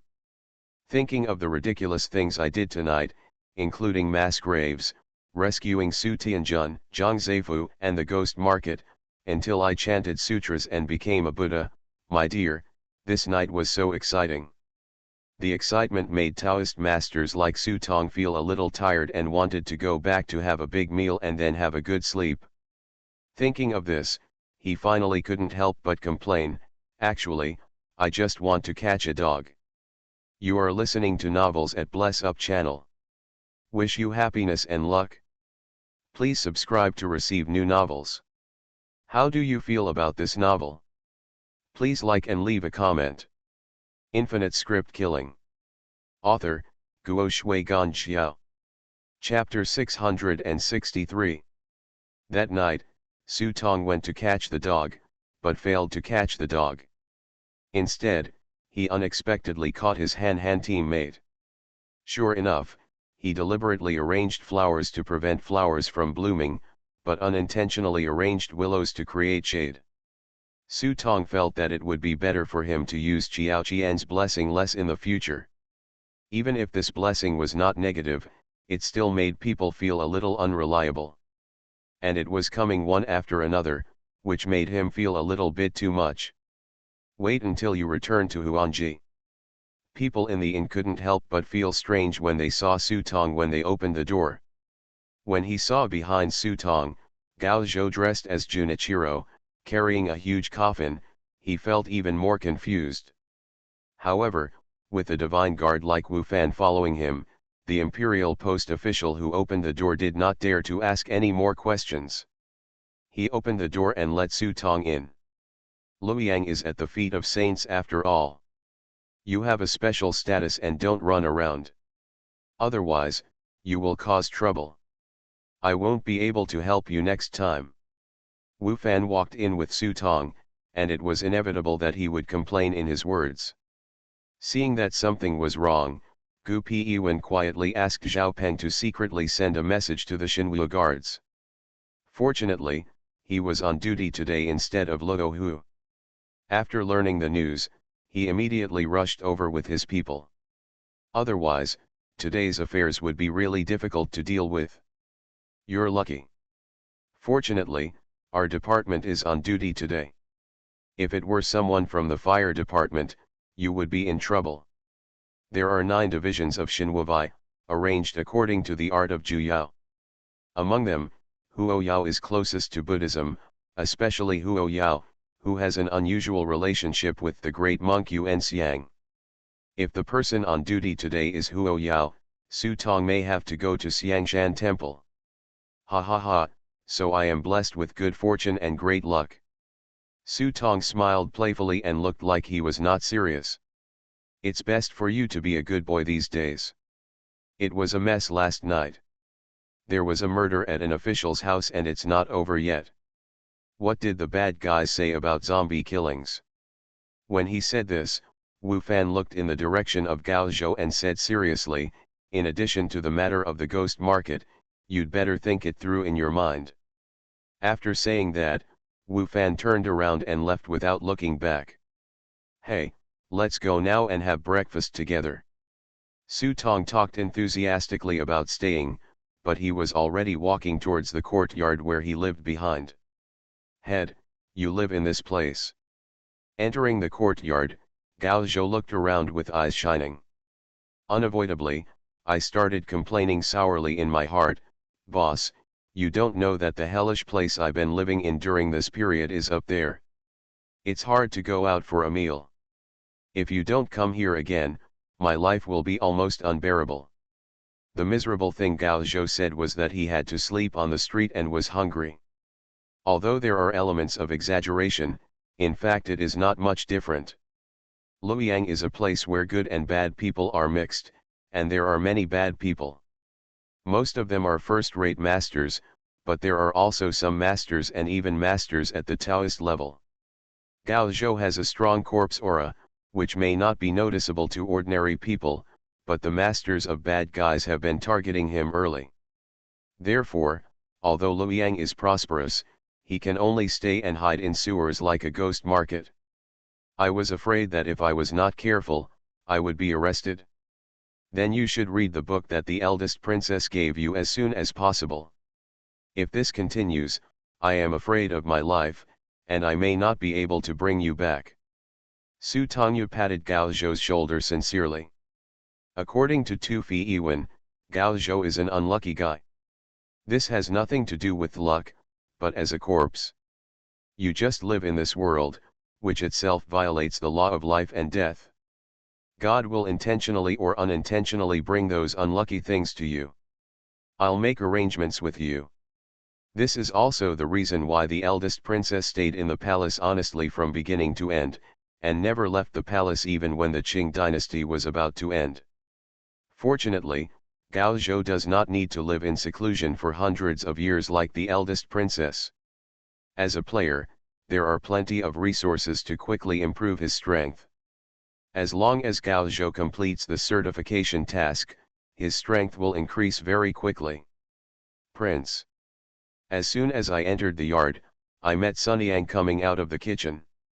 I couldn't help but be surprised when I saw Su Tong coming in from outside with someone carrying a coffin. SHH. Seeing this, Su Tong quickly signaled Sun Yang to silence, and at the same time called Sun Yang to come to him. This is my friend. He needs to find a place to hide. Here. Here, there is an ice cellar behind the kitchen, but you can't hide people in that place, otherwise they will freeze to death. The conditions of the imperial post are absolutely unimaginable luxury for ordinary people in contemporary times.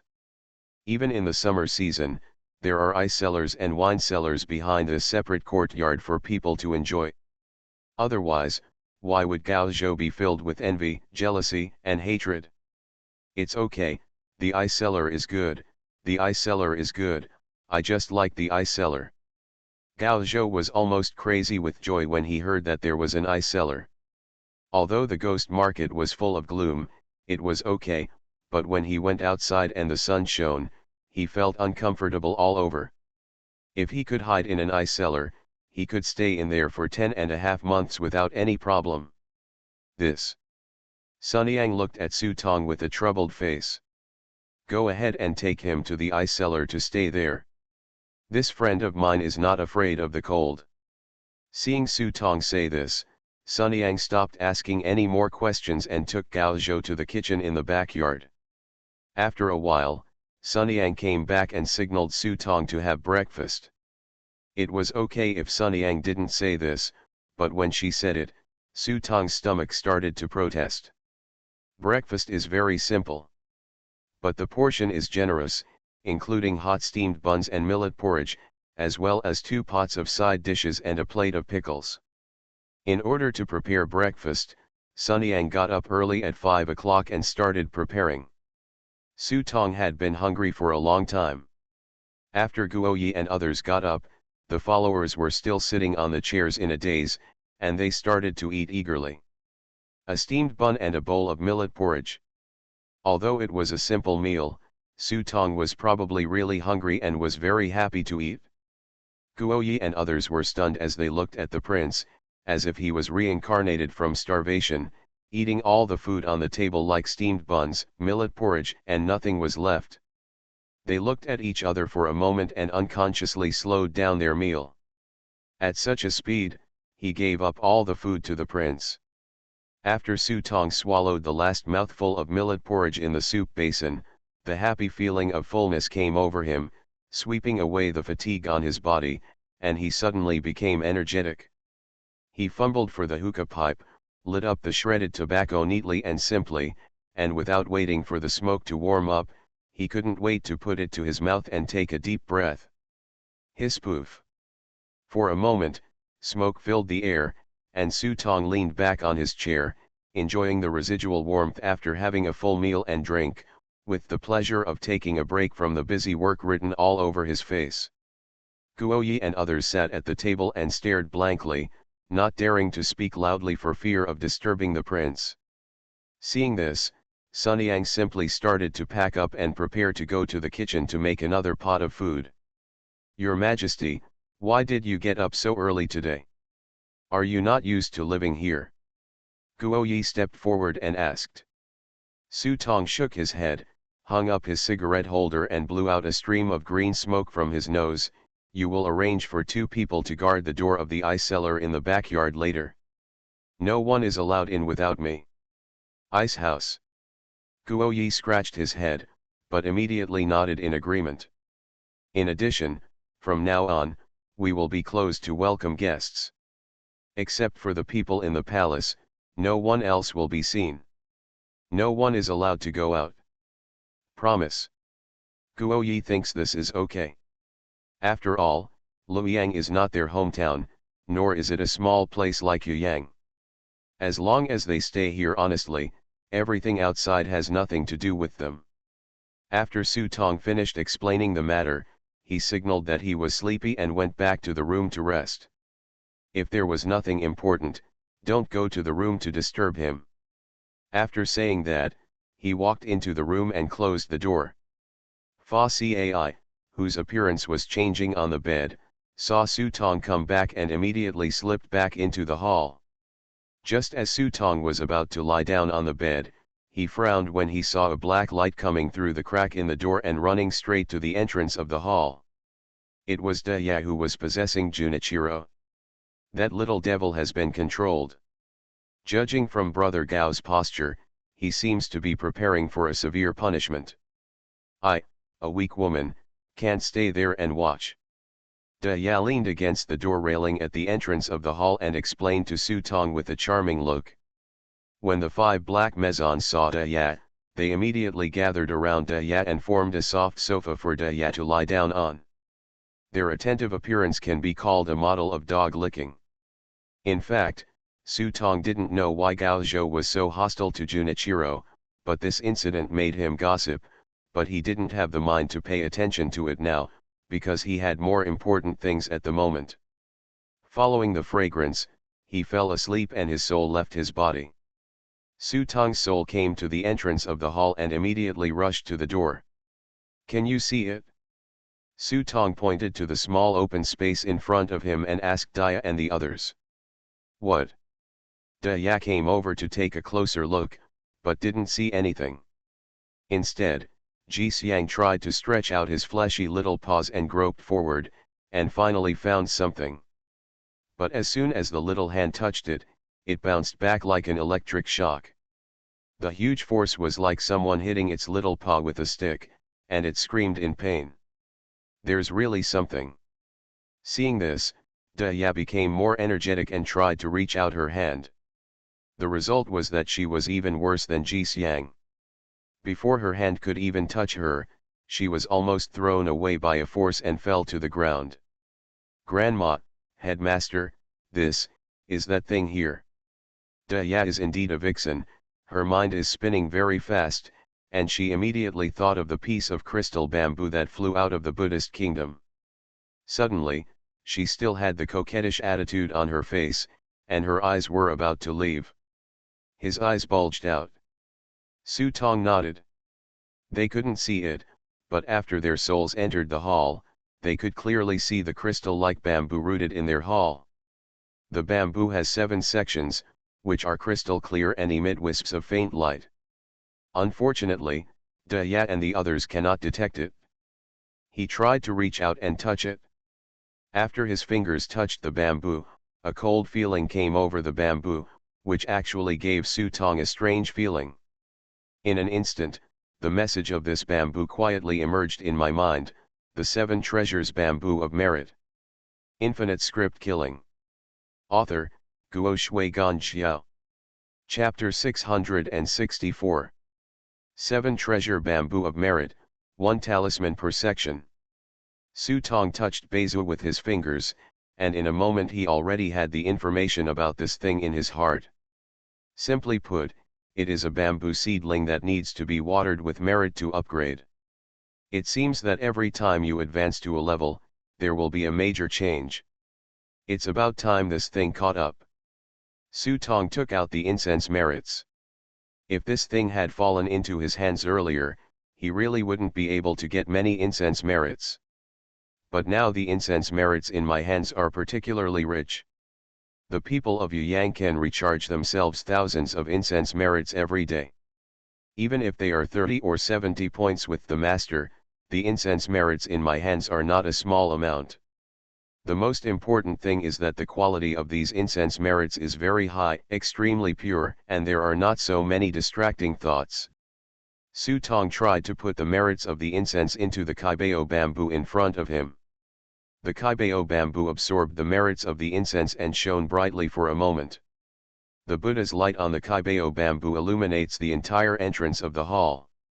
Although it is only 3 inches, it stands like an immortal monument, standing quietly, giving people a sense of grandeur and inviolability. For a moment, the Buddha's light on the 7 treasure bamboo was restrained, but the entire hall, including Su Tong and others, were all dyed with a layer of golden brilliance. Bursts of Buddhist music sounded, and the music became louder and louder, even reaching the outside from the entrance of the hall. Su Tong and others stood there for a moment, gradually falling into a trance amidst the accompaniment of bursts of Buddhist music. They seemed to be motionless with the sounds of Buddhist music, as if they were in trance. Amitabha.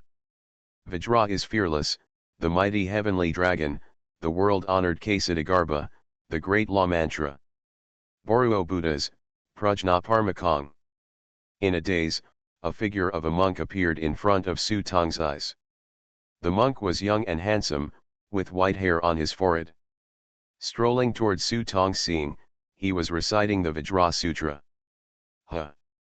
Su Tong was surprised when he found that he had turned into a Ilang. Accompanying the monk's recitation of scriptures, he unconsciously flew into the sky following the monk's scriptures. In an instant, after the light rain of Wen Wenzuo fell down and stained on his dragon scales, the originally green and ink dragon scales were dyed golden by the golden rain. For a moment, the dragon's shadow flashed, fell to the ground again, and transformed into Su Tong, his body covered with a layer of golden light. With the blessing of my Vajra, you can cultivate a Vajra body, and your physical body will be as solid as a rock, the monk said with a smile. So smart. Su Tong's eyes suddenly shone. He opened his waistband and looked down at his belly. He saw the golden light in his pants and narrowed his eyes. Hey, weapon add 3. The monk's smile suddenly froze on his face when he heard this.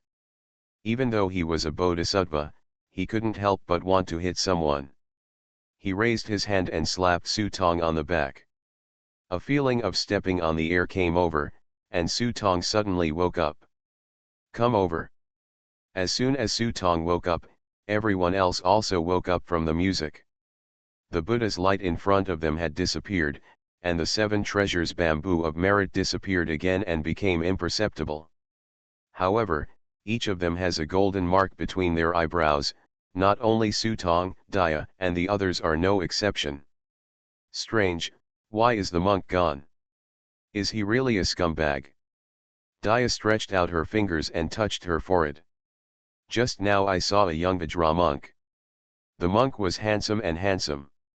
With golden light all over her body, she was held in his arms and chanted Buddhist Dharma along with him. This monk asked me to help him practice, but why did he abandon me in the blink of an eye? Not just Dia, but even the 5 black mezons. There is also an inconspicuous mark on each of the black bodies. This is the King Kong seal. Su Tong said with emotion. This 7 treasures bamboo is indeed a Buddhist treasure. It has 7 bamboo sections, and each section of bamboo has a Buddhist seal. All it takes is pouring it with the power of merit to activate the 7 marks. And the mark that appeared on their foreheads was the Buddhist Vajra seal. With this mark, Even if you don't practice Buddhism, you will still be born with supernatural powers. When activated with your mind, you will be like a Vajra body protector. This is the activation of the first section. If they can activate all 7 sections, they can be called eminent Buddhist monks even if they do not practice Buddhism. Thinking of this, Su Tong tried to continue pouring incense and merit, but what disappointed him this time was that when 2 balls of incense were thrown down and absorbed by the 7 treasures of merit bamboo, there was no reaction at all. Obviously, if you want to activate the second section of Kaibao bamboo, this incense merit is still far from enough. The amount of merit in my hand is not much. After all, I have consumed more than half of it in the ghost market. What is left in my hand now is probably far from activating the second section of Kaibao bamboo. But I am not in a hurry.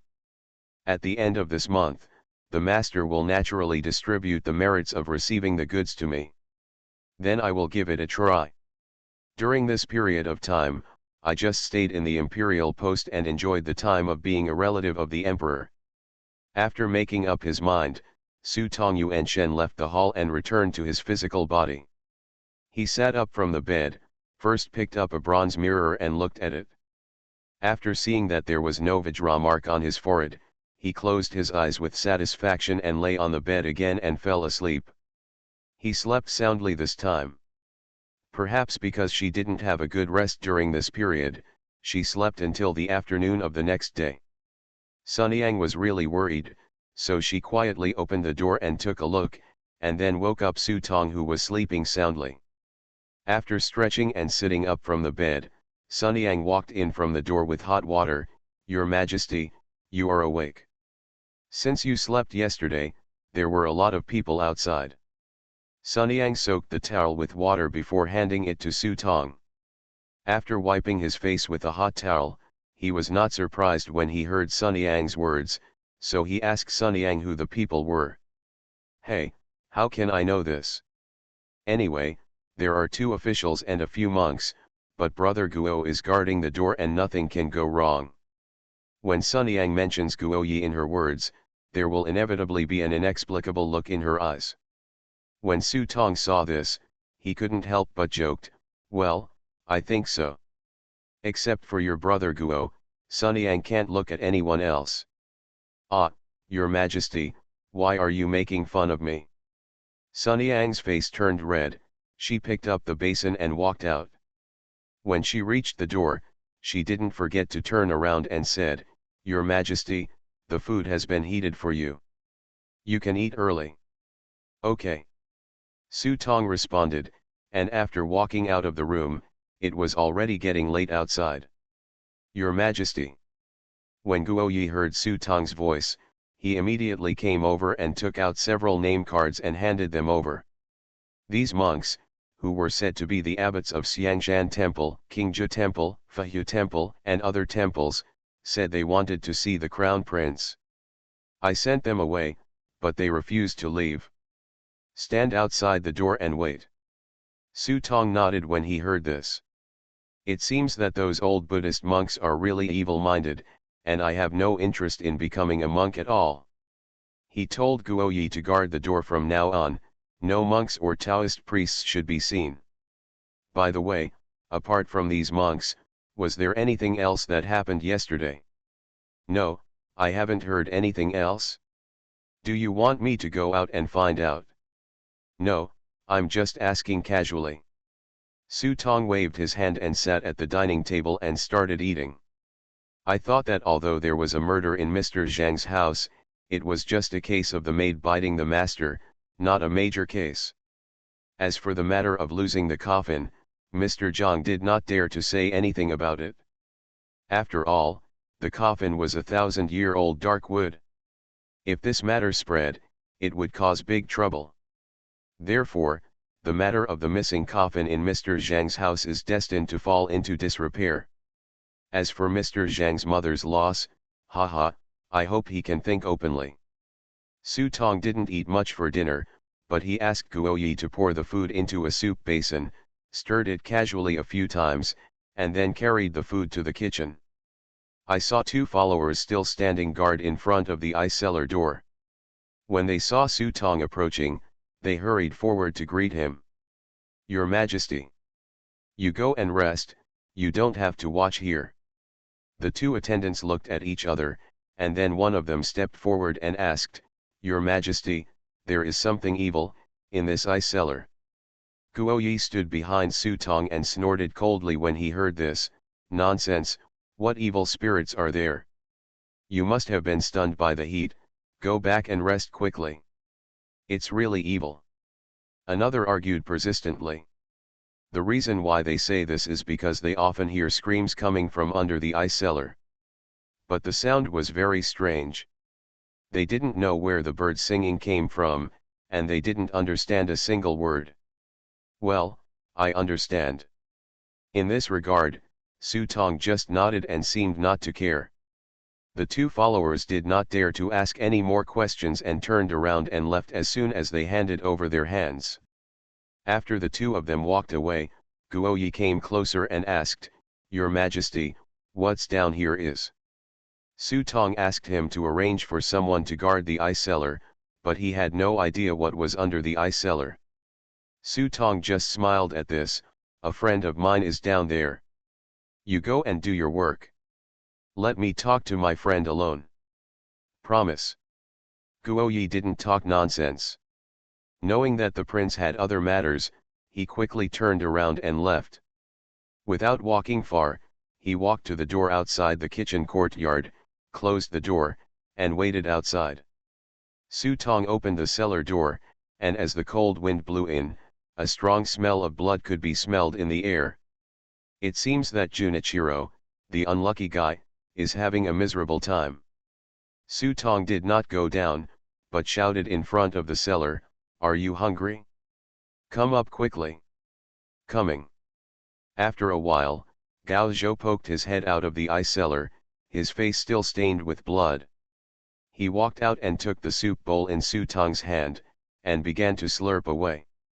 Although it was not a gourmet dish, mostly ordinary home-cooked stir-fry dishes, served on top of rice and accompanied by soup, Gao Zhou enjoyed it even more. It's been a while since he had such a decent meal. Su Tong glanced at the ice cellar, poked Gao Zhou, and cast a look into the ice cellar. What grudges are there? Hearing Su Tong's question, Gao Zhou put down the bowl and chopsticks in his hands, wiped the corners of his mouth, and his eyes suddenly darkened. The hatred of the world and the country, my father was accidentally paralyzed. Although it was destined, these little devils were also responsible for it. Ghost. Infinite script killing. Author, Guo Shui Gan Xiao. Chapter 665. Gao Zhou did not have any particular hatred for the Japanese. At best, it's unimpressive. Even if you encounter Japanese players who are somewhat aloof from outsiders, you can still maintain peace under the premise of the mission. But if the identity of the other party is added to the yin-yang shrine, then I'm sorry, I won't complete my mission, and I will kill you too. The reason why Gao Zhou hates the yin-yang shrine so much is that, on the one hand, the guys in the yin-yang shrine are all practicing aliens, and they often used magic to do bad things during the war years. They even took advantage of the chaos of war to poach and plunder their Chinese treasures. The ancient corpse of the god in the yin-yang shrine was snatched away by them. What's even more hateful is that back then, these guys realized that the alien world in China was in serious decline, and many of the inheritances of the older generation had disappeared, so they had a crooked idea and came to China disguised as tourists, using onmyoji to kill people. Attracted many people. Gao Zhou took 2 mouthfuls of rice, turned around and asked. I don't know if you have any impression. For a while, there was a sudden surge of supernatural phenomena. The cat-faced old lady, the vampire murder case, zombies, and even the 9 dragon pillars were all at that point. Do you think it was a coincidence? Well. Su Tong scratched his head and said helplessly, at that time, I was still an innocent, kind, and cute baby who was loved by everyone. Gao Zhou expressed doubts about this, but this did not affect his next words. Anyway, I dare not say all of these things, but at least half of them have something to do with these little devils. These little devils are really nothing, and they even prey on ordinary people. After many strangers learned the news, they rushed to the Magic City to settle accounts with them. My old man also rushed over after hearing the news. This fight was very difficult, and the specific process is unknown, but there were traitors at the time, and the Yin-Yang Academy's yin and yang skills were tricky and underhanded. In addition, they had no scruples in targeting ordinary people, resulting in many strangers being targeted. My grandfather had no choice but to invite a very ancient Yasha zombie from his family to drown one of the leaders of Onmyo Academy, Sime Sanjin, in the urinal. But this incident also made my grandfather suffer from enemies from all sides, and he had to leave the Magic City early. After returning, he even had to hide in the limelight incognito for a period of time. From then on, our Gao family and Yin-Yang Academy were sworn enemies. The fighting between Chinese and Japanese had a great influence on the alien world. The alien circle in China suffered a lot this year, and many unique skills were completely lost this year. As for the Onmyogen Palace, one of the leading figures was dead and one was crippled, and the last one who escaped unscathed was said to have died suddenly after returning home. Some people suspected that someone in China had cast a spell. The entire Yin-Yang Academy was crippled at once, and no foreigner in Southeast Asia dared to set foot in China easily. But this also laid the groundwork for the third Feng Shui battle in the Magic City afterwards. Gao Zhou briefly told Su Tong the whole story. Su Tong was also shocked.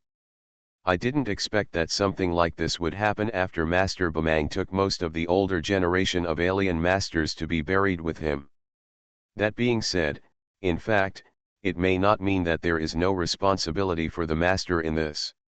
I believe that if Master hadn't wiped out most of the masters in the alien world, no bullshit divine palace would have dared to come to China to cause trouble. But if the Master hadn't used his iron-blooded skills to drag most of the aliens to be buried with him, God knows how many tricks those aliens with evil intentions could have caused. Therefore, it is difficult to simply discuss right and wrong in this kind of thing. Gao Zhou pulled the last grain of rice in the bowl into his mouth, took out the hookah from the prop book, put it to his mouth and took 2 puffs before continuing, "What our Gao family does is a shady business, and we are destined to have 5 disadvantages and 3 disadvantages. It's destiny, we can't escape this, we accept our fate." In fact, Gao Zhou's identity was very bad every time, which was related to his fate of 5 disadvantages and 3 deficiencies. After all, luck can be improved, but destiny is fixed. But when my father was in trouble, I saw with my own eyes a car with the license plate of the Japanese embassy leaving our town. There is no embassy in our poor and remote countryside. Don't you think this is a coincidence? Gao Zhou's eyes already glowed fiercely when he said this. He is neither a policeman nor a judge. Regardless of what the evidence is and what he has determined, even if it is just an intuition, he can definitely say that there must be the hands and feet of the Yin-Yang Academy gang behind this matter. With this feud, it's no wonder that when Gao Zhou met the people from Yin-Yang Academy, he didn't even have to do the task, but he still had to kill them. After hearing what Gao Zhou said, Su Tong could probably understand Gao Zhou's mood. Patted him on the shoulder, "Everything will be fine. When the next opportunity comes, we will go to the script world of Japan and do whatever we want." "Do whatever you want," Gao Zhou's eyes lit up. "Yes, do whatever you want. I want to win glory for the country and beat up the little Japanese devils," Gao Zhou grinned. Su Tong kicked Gao Zhou on the butt. "Young master, Feng Xia knows I can skin you." The two chatted and laughed for a while, and gradually the conversation turned to serious matters. That is Gao Zhou's certification mission. There is only this one now, but it seems to be only half. The other half should be in Luoyang Jingxi Yufang. There is no prompt now, so I can only take a look at it. Gao Zhou took out the jade pendant he had stolen from the Ghost King. The jade pendant was carved with very complicated textures, and Su Tong couldn't tell what it was. Gao Zhou's authentication task is related to the jade pendant, but the details are not yet certain. The remaining information can only be obtained by entering Jinxiu Square. This is for you first. Su Tong took out a prop card from the prop book and handed it to Gao Zhou. This prop card is the black brocade robe that can perfectly hide one's own aura. After going through all the troubles in the ghost market, I am afraid that I have been targeted by someone, so I can only stay in the Imperial Post and not go out.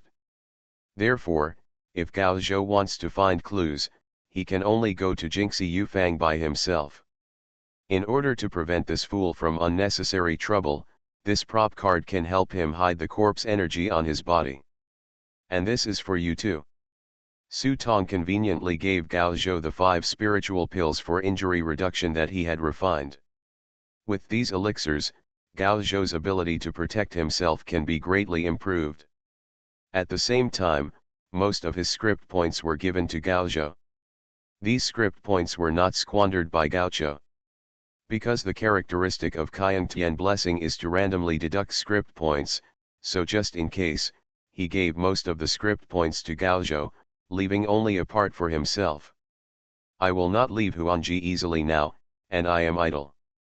It is better to try to use the blessing of the sky to refine elixirs, read books, and cultivate my moral integrity here. Gao Zhou was not polite about this. After all, the relationship between the two of them had reached this point and they could risk their lives, so there was no need to be polite. Oh, by the way, this is for you.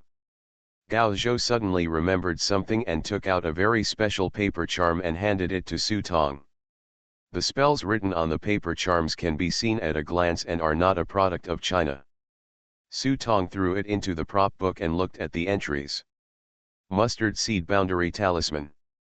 It consumes 300 script points. After activation, the spell can be used as the center to create a 30-meter wide barrier. Everything that happens within the barrier cannot be sensed or traced by the outside world. Duration, 3 hours. This prop was obtained from Junichiro's prop book. Junichiro was almost going crazy under Gao Zhou's harsh torture. Gao Zhou had already destroyed all the props and script points in the prop book. Most of them are prop cards for Onmyoji, which are of little help to Su Tong, and they also occupy the space of prop cards. Although this barrier talisman is a consumable, considering that Su Tong stays here, more and more people will stare at him in the future. When you want to do something, you can use this prop if there is any inconvenience. Set up a barrier to cover the card. Su Tong was very happy about this, because he happened to be planning to study how to upgrade the big fat thing recently. Comfortable, I haven't felt so full for a long time, it's time to send this kid on his way. Gao Zhou patted his belly, stood up and walked into the ice cellar. After a while, when Gao Zhou walked out again, the faint gasp that Su Tong could still hear had disappeared. It's all cleaned up. Oh, by the way, that coffin. Gao Zhou pointed to the ice cellar. There is something wrong with that coffin. We spent a lot of effort to get the coffin out. You can study it when you have time. For this reason, Gao Zhou also took out a piece of papyrus he had prepared early, which contained mission information about the coffin. Su Tong took the toilet paper, and Gao Zhou took advantage of the darkness to quickly climb over the wall and leave. As soon as he climbed over the courtyard wall, Su Tong heard Gao Zhou yelling in the distance, bad luck, who the hell shit in the corner? Your Majesty. When Guoyi saw Su Tong open the courtyard door, he immediately stepped forward and sent a name card to Su Tong. Your Majesty, there is someone outside looking for you. He is not a monk, an official, or a Taoist priest, but rather an ordinary person. This is his name. When Su Tong heard this, he took the famous post and took a look. I saw only 3 words written on the name card, Bad Handsome. You are listening to Novels at Bless Up channel. Wish you happiness and luck. Please subscribe to receive new novels. How do you feel about this novel? Please like and leave a comment. Infinite script killing. Author, Guo Shui Gan Xiao. Chapter 666. Jingxi Yufang, a place of rare and wonderful things, embraces the tides of all rivers and countries. Where is Jingxi Yufang? Then let's just talk about Luoyang. Since the Zhou dynasty began to establish its capital, it has been the place that aspires to dominate the central plains. Nowadays, the great Zhou dynasty is at its peak, and all nations come to court. This Jingxi Yufang is where countless merchants from the western regions gather to do business in Luoyang city. These merchants from the western regions are of all races, and even black people are common, and they are collectively called Fank. Every day when the market opens, it is never deserted inside. You can see all kinds of treasures when you walk inside. There are all kinds of agates, gems, spices, gold and silverware, musical instruments, and great swords from the western regions. There are also countless orchids, fanji, kunlun slaves, and male and female slaves from various countries. Most of these slaves were prisoners of war captured by the Zhou dynasty after the defeat of neighboring countries. Most of them were from Turks, and some were sold by border traffickers. The ghost market is like a bottomless lake where fish and dragons are mixed. Then Jingxi Yufang is a big river, in which you can find all kinds of turtles and bastards from all over the world. Sir, what do you need? We have high-quality Kunlun slaves here. They are all strong and obedient, as well as these female concubines. Take a look at their beauty, breasts, and ass. If you don't like it, we have some. If you like the Sigio Fang brand, you can buy them directly with this brand. In the slave farm, the slave owner saw the guest and immediately greeted him and introduced him warmly. But the slaves in front of them didn't even bother to look at them.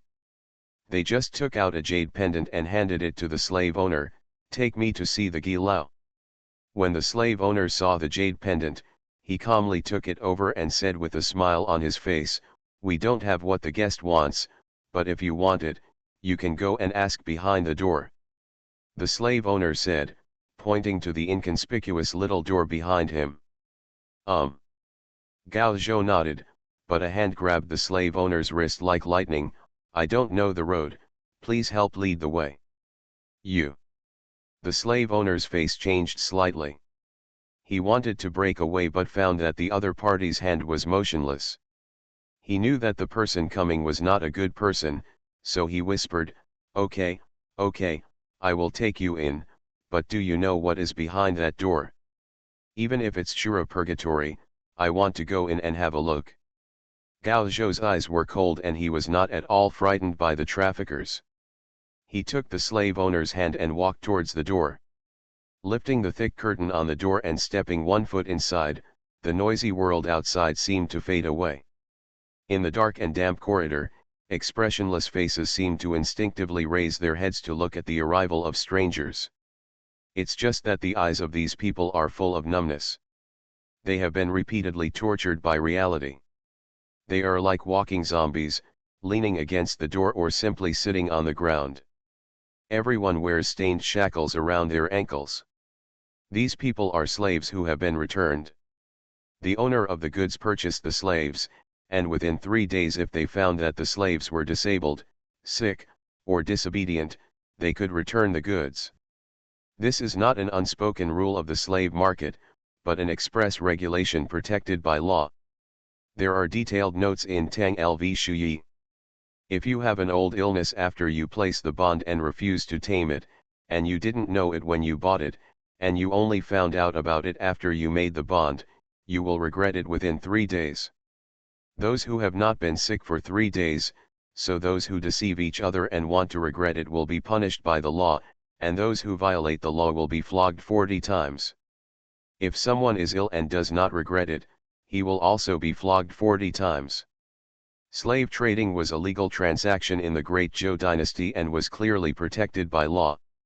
From establishing a bond, that is, drafting a transaction contract, to overpaying, completing the transaction, and even after-sales service are within the scope of legal protection. The so-called buying slaves, maids, horses, cattle, camels, mules, and donkeys. The returned slaves can only be thrown into this dark alley and sold at extremely low prices.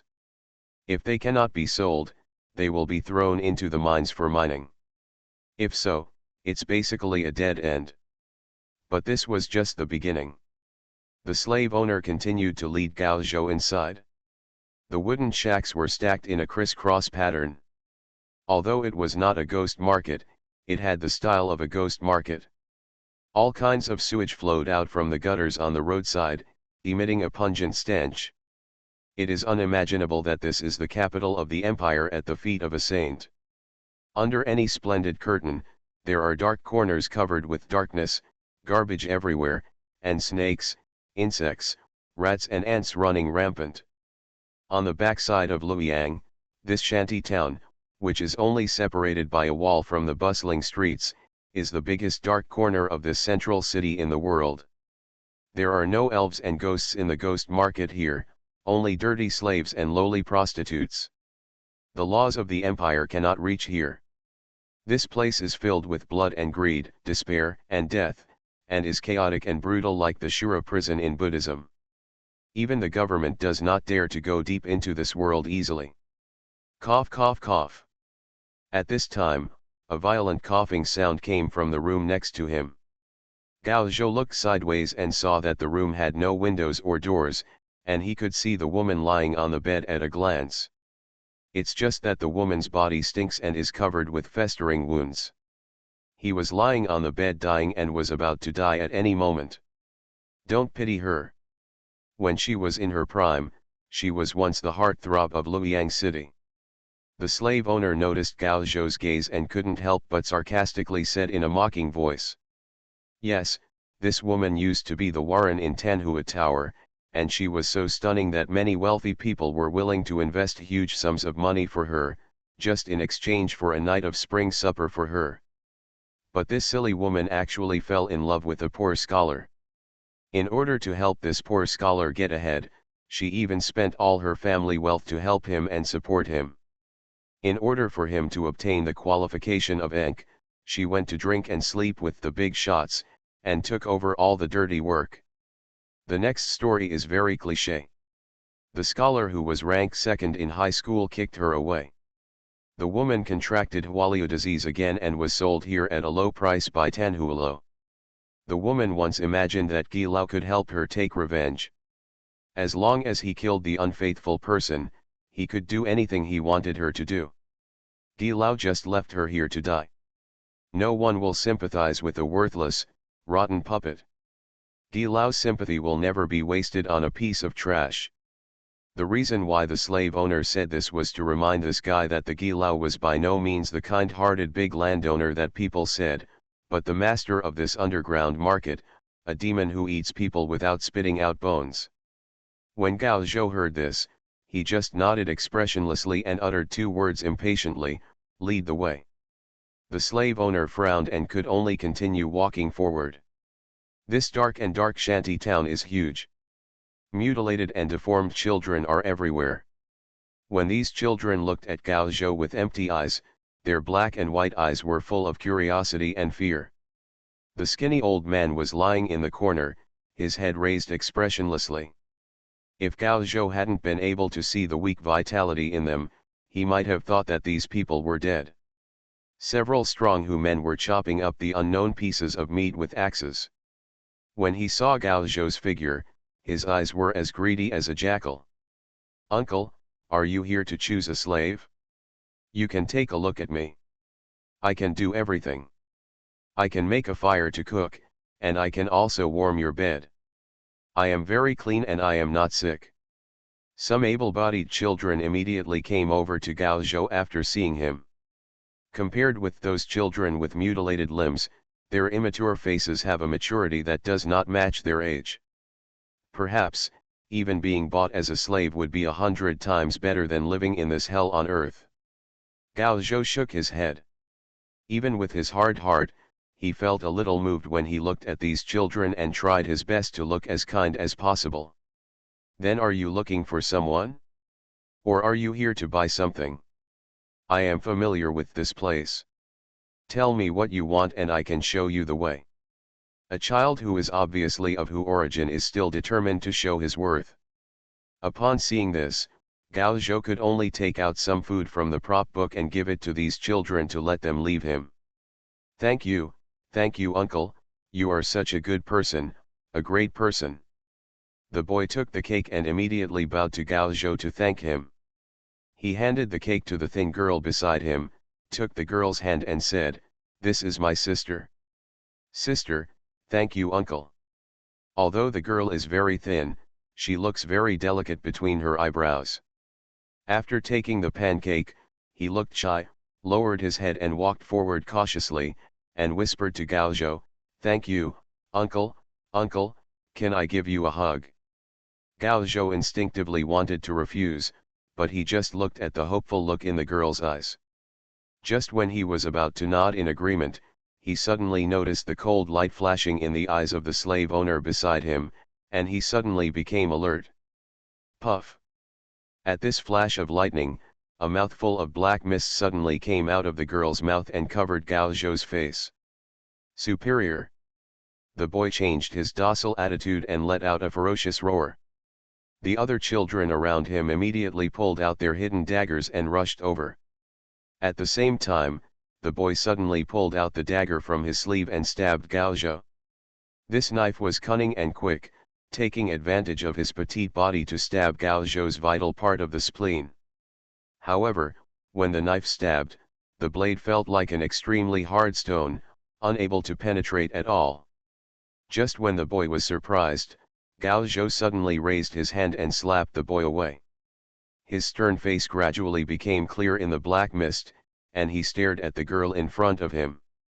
The girl was so frightened that she trembled all over, as if she was about to die. Gao Zhou reached out and pinched the girl's chin, and took out a small machine launcher from her mouth. I was shocked and angry for a moment. What's shocking is that these children are linked together, making it difficult for people to guard against them. If they were ordinary people, they would probably die here right now. Angry Stone's own kindness would be trampled on by them. Looking sideways at the surroundings, he saw that everyone around him seemed to be used to this. Including the slave owner, who was watching indifferently with his arms folded. Run! Upon seeing this, the other children immediately scattered and ran for their lives without looking back. Once these small figures got into the narrow dog holes, they immediately disappeared without a trace, making it extremely difficult to catch them. As for the boy who was knocked unconscious by Gao Zhou's slap, no one cared about his life or death. Get out! Seeing this, Gao Zhou looked at the girl he was holding in his hand and threw her to the ground in disgust.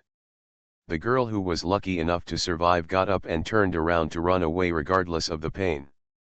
As soon as she turned around, a knife had already been slashed on the girl's body. Puff! Blood splattered on the dark soil.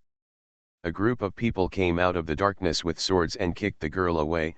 Useless trash, not worth living. Looking at the girl lying in a pool of blood, even a cold-blooded person like Gao Zhou couldn't help but have a gloomy look on his face when he saw this scene.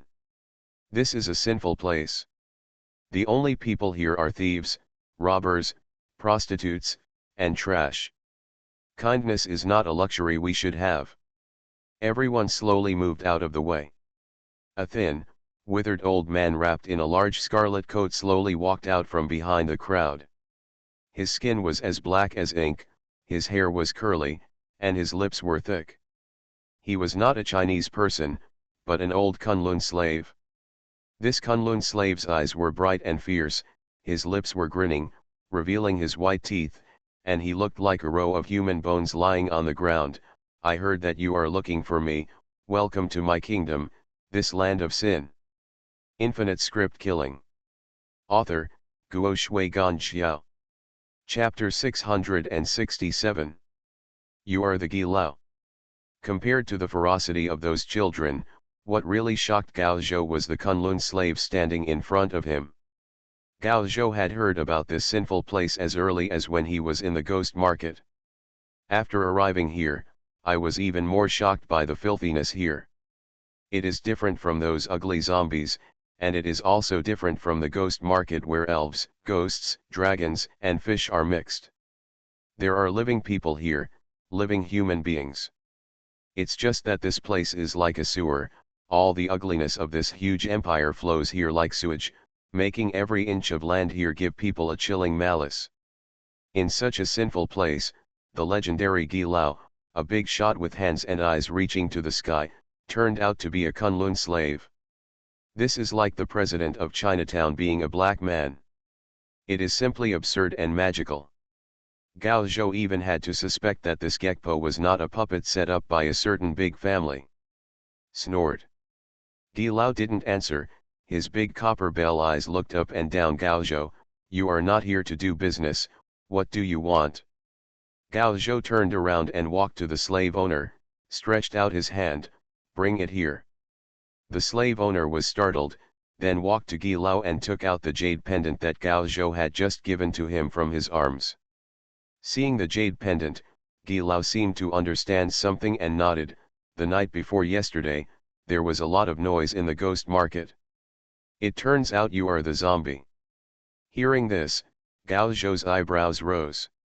Although many people had seen what happened in the ghost market the day before yesterday, the other party could immediately guess his identity just by looking at the jade pendant. It seemed that the owner of the sinful place did have the ability to see the sky with his hands and eyes. In this case, please help me do something. After the task is completed, I will give you another jade pendant. What's the matter? It's very simple, kill someone. Who? Gi Lao's eyes were fixed on Gao Zhou, as if he wanted to see through the person in front of him, and he said the person's name in a leisurely manner, Cao Huazheng.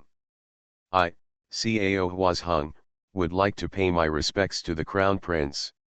In the small courtyard of Huangji, Su Tong looked up and down at the bad handsome man. He was in his early 30s, wearing a snow-white straight-breasted robe and a wide belt with moon-white auspicious cloud patterns on his waist, with only a piece of black jade of excellent quality hanging on it. Her hair seemed to be tied up casually with a silver rope, and a few strands of hair were scattered on her forehead, making her look a little careless and frivolous. No wonder Guoyi felt that this person did not look like a good and upright person. But who would have thought that this person turned out to be the famous bad handsome Judge Cao Huazheng of Xinglin? You're welcome, bad handsome, please sit down. Su Tong said and motioned to Sun Yang to watch the tea. Tonight's visit is really unexpected, but there are some things that only the Crown Prince can answer for me, so I took the liberty of not disturbing you. I hope the Crown Prince won't take offense.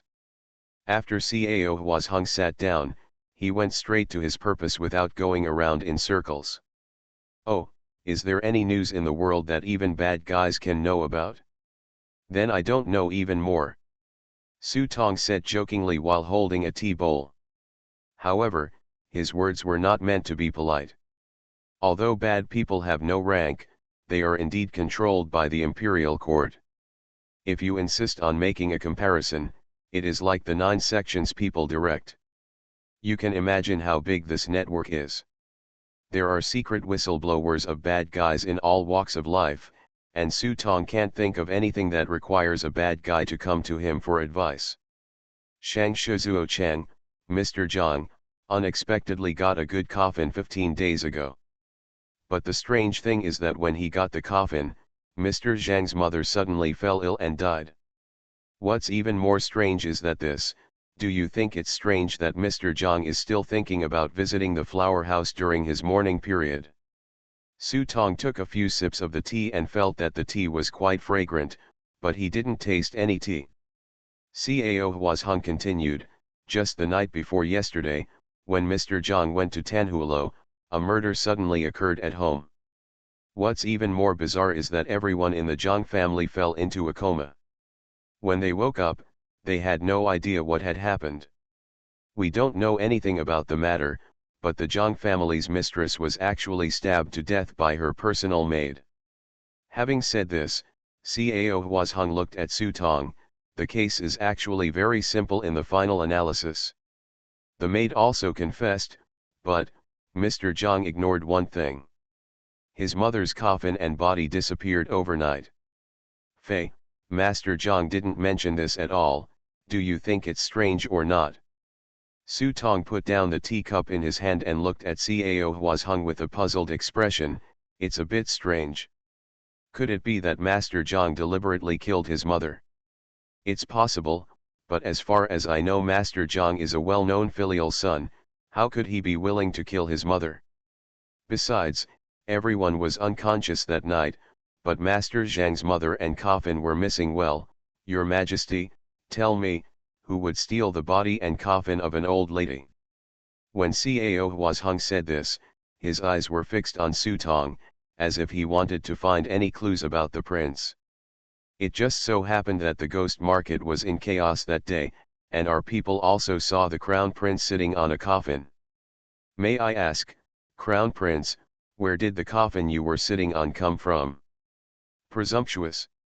Seeing that Cao Huazheng was going too far, Guo Yi finally got angry. What is the identity of my eldest son? Not to mention you are a bad handsome man. Even an official from the Ministry of Punishment would not dare to talk to my eldest son like this. Facing Guo Yi's glare, Cao Huazheng ignored it and kept staring at Su Tong, refusing to let go of any details. But what disappoints Cao Huazheng is that the person sitting in front of him is not Li Zhang, the raw melon and egg boy, but Su Tong, who grew up in a mental hospital. This kind of trick is simply childish. Cao Huazheng stared for a long time, but he couldn't get any information. He saw Su Tong put down the teacup in his hand and said calmly, "The coffin. I bought it in the ghost market, but when I came back I didn't think it was fun, so I chopped it up and burned it as firewood. The bad guy came too late, otherwise this coffin would have to be held by the bad guy no matter what. If it's stolen goods, I can't bear the crime of throwing a corpse into a coffin." Cao Huazheng looked at Su Tong and sighed secretly in his heart. The prince was indeed as alert and cunning as the news said. He went straight in like this because he had no evidence and wanted to force the prince to reveal some flaws. I couldn't bear to think that the other person's answers were spotless, and it was obvious that they were bullying me, and there was no evidence. If so, that would be a pity. Cao Huazheng sighed, stood up and held his hands towards Su Tong. I'm sorry for disturbing you because of my humble position. Please forgive me. The bad guy is so polite. Su Tong picked up the teacup and took a sip. Guo Yi, see you off. Please. Guo Yi frowned, obviously extremely dissatisfied with this so-called bad coach. Seeing this, Cao Huazheng sighed and handed over his hands before leaving. However, he was not far away before he left and muttered to himself, "The coffin is most likely to be sent out of the city. I'm afraid it's someone outside. If you can't get it, you might start grabbing it." This was obviously meant for Su Tong. After finishing speaking, Cao Huazheng did not forget to look back, but after still not seeing any trace on Su Tong's face, he could only turn around and leave with a slightly disappointed look. It's this coffin again. Only when Cao Huazheng left did Su Tong frown. Taking out the piece of papyrus given to him by Gao Zhou, on which was written the mission information about the coffin, Su Tong scanned it and found no problem. Simply stand up and walk towards the ice cellar. Stay here. Su Tong gave an order and ordered Guo Yi to stand in front of the ice cellar door, and then walk down the ice cellar. At this moment, the blood stains in the ice cellar have been cleaned up by Gao Zhou, but there is still a trace of blood smell in the air. The coffin was placed in the middle of the ice cellar. Su Tong walked to the coffin and tried to put the coffin into the prop book again. This item cannot be converted into a prop card. The cold reminder sounded, making Su Tong even more confused. He reached out and pushed open the coffin lid. Seeing that there was nothing in the empty coffin, Su Tong inevitably began to wonder. Why do so many people want this coffin? And what kind of material is this coffin made of? Is it really 1,000-year-old dark wood? Thinking of this, Su Tong tried to take out the pure yang sword, preparing to chop off a corner of the coffin and put it in the prop book to try. But just as he was about to take action, the props book prompt sounded at an inappropriate time. Side Mission 3, Strange Coffin and Mystery. This is a unique coffin. Many people are inquiring about the whereabouts of this coffin, protecting it and finding clues about the coffin. Mission requirements: find clues about the coffin while protecting it from damage. Mission time: 13 days. Mission penalty: random. Good guy, Su Tong held the big sword in the air, and when he heard the sudden prompt, he almost dodged his waist. This mission really comes at a good time. Or maybe it was because he wanted to split the coffin that he triggered the mission. Normally, a side task would be insignificant to him, but the punishment for this task, the word random, made Su Tong feel extremely annoyed. It's just like when you ask your girlfriend what gift you want for her birthday, it's just as annoying when your girlfriend just casually says it. Putting away the pure yang sword, Su Tong placed a paper figure in the coffin and walked out of the ice cellar. Your Majesty. When Guo Yi saw Su Tong coming out, he immediately locked the ice cellar. After seeing Guo Yi lock the ice cellar, Su Tong thought for a moment and said, "Tomorrow you go to the Ministry of Industry to find Yuan Shushi and ask him to come over."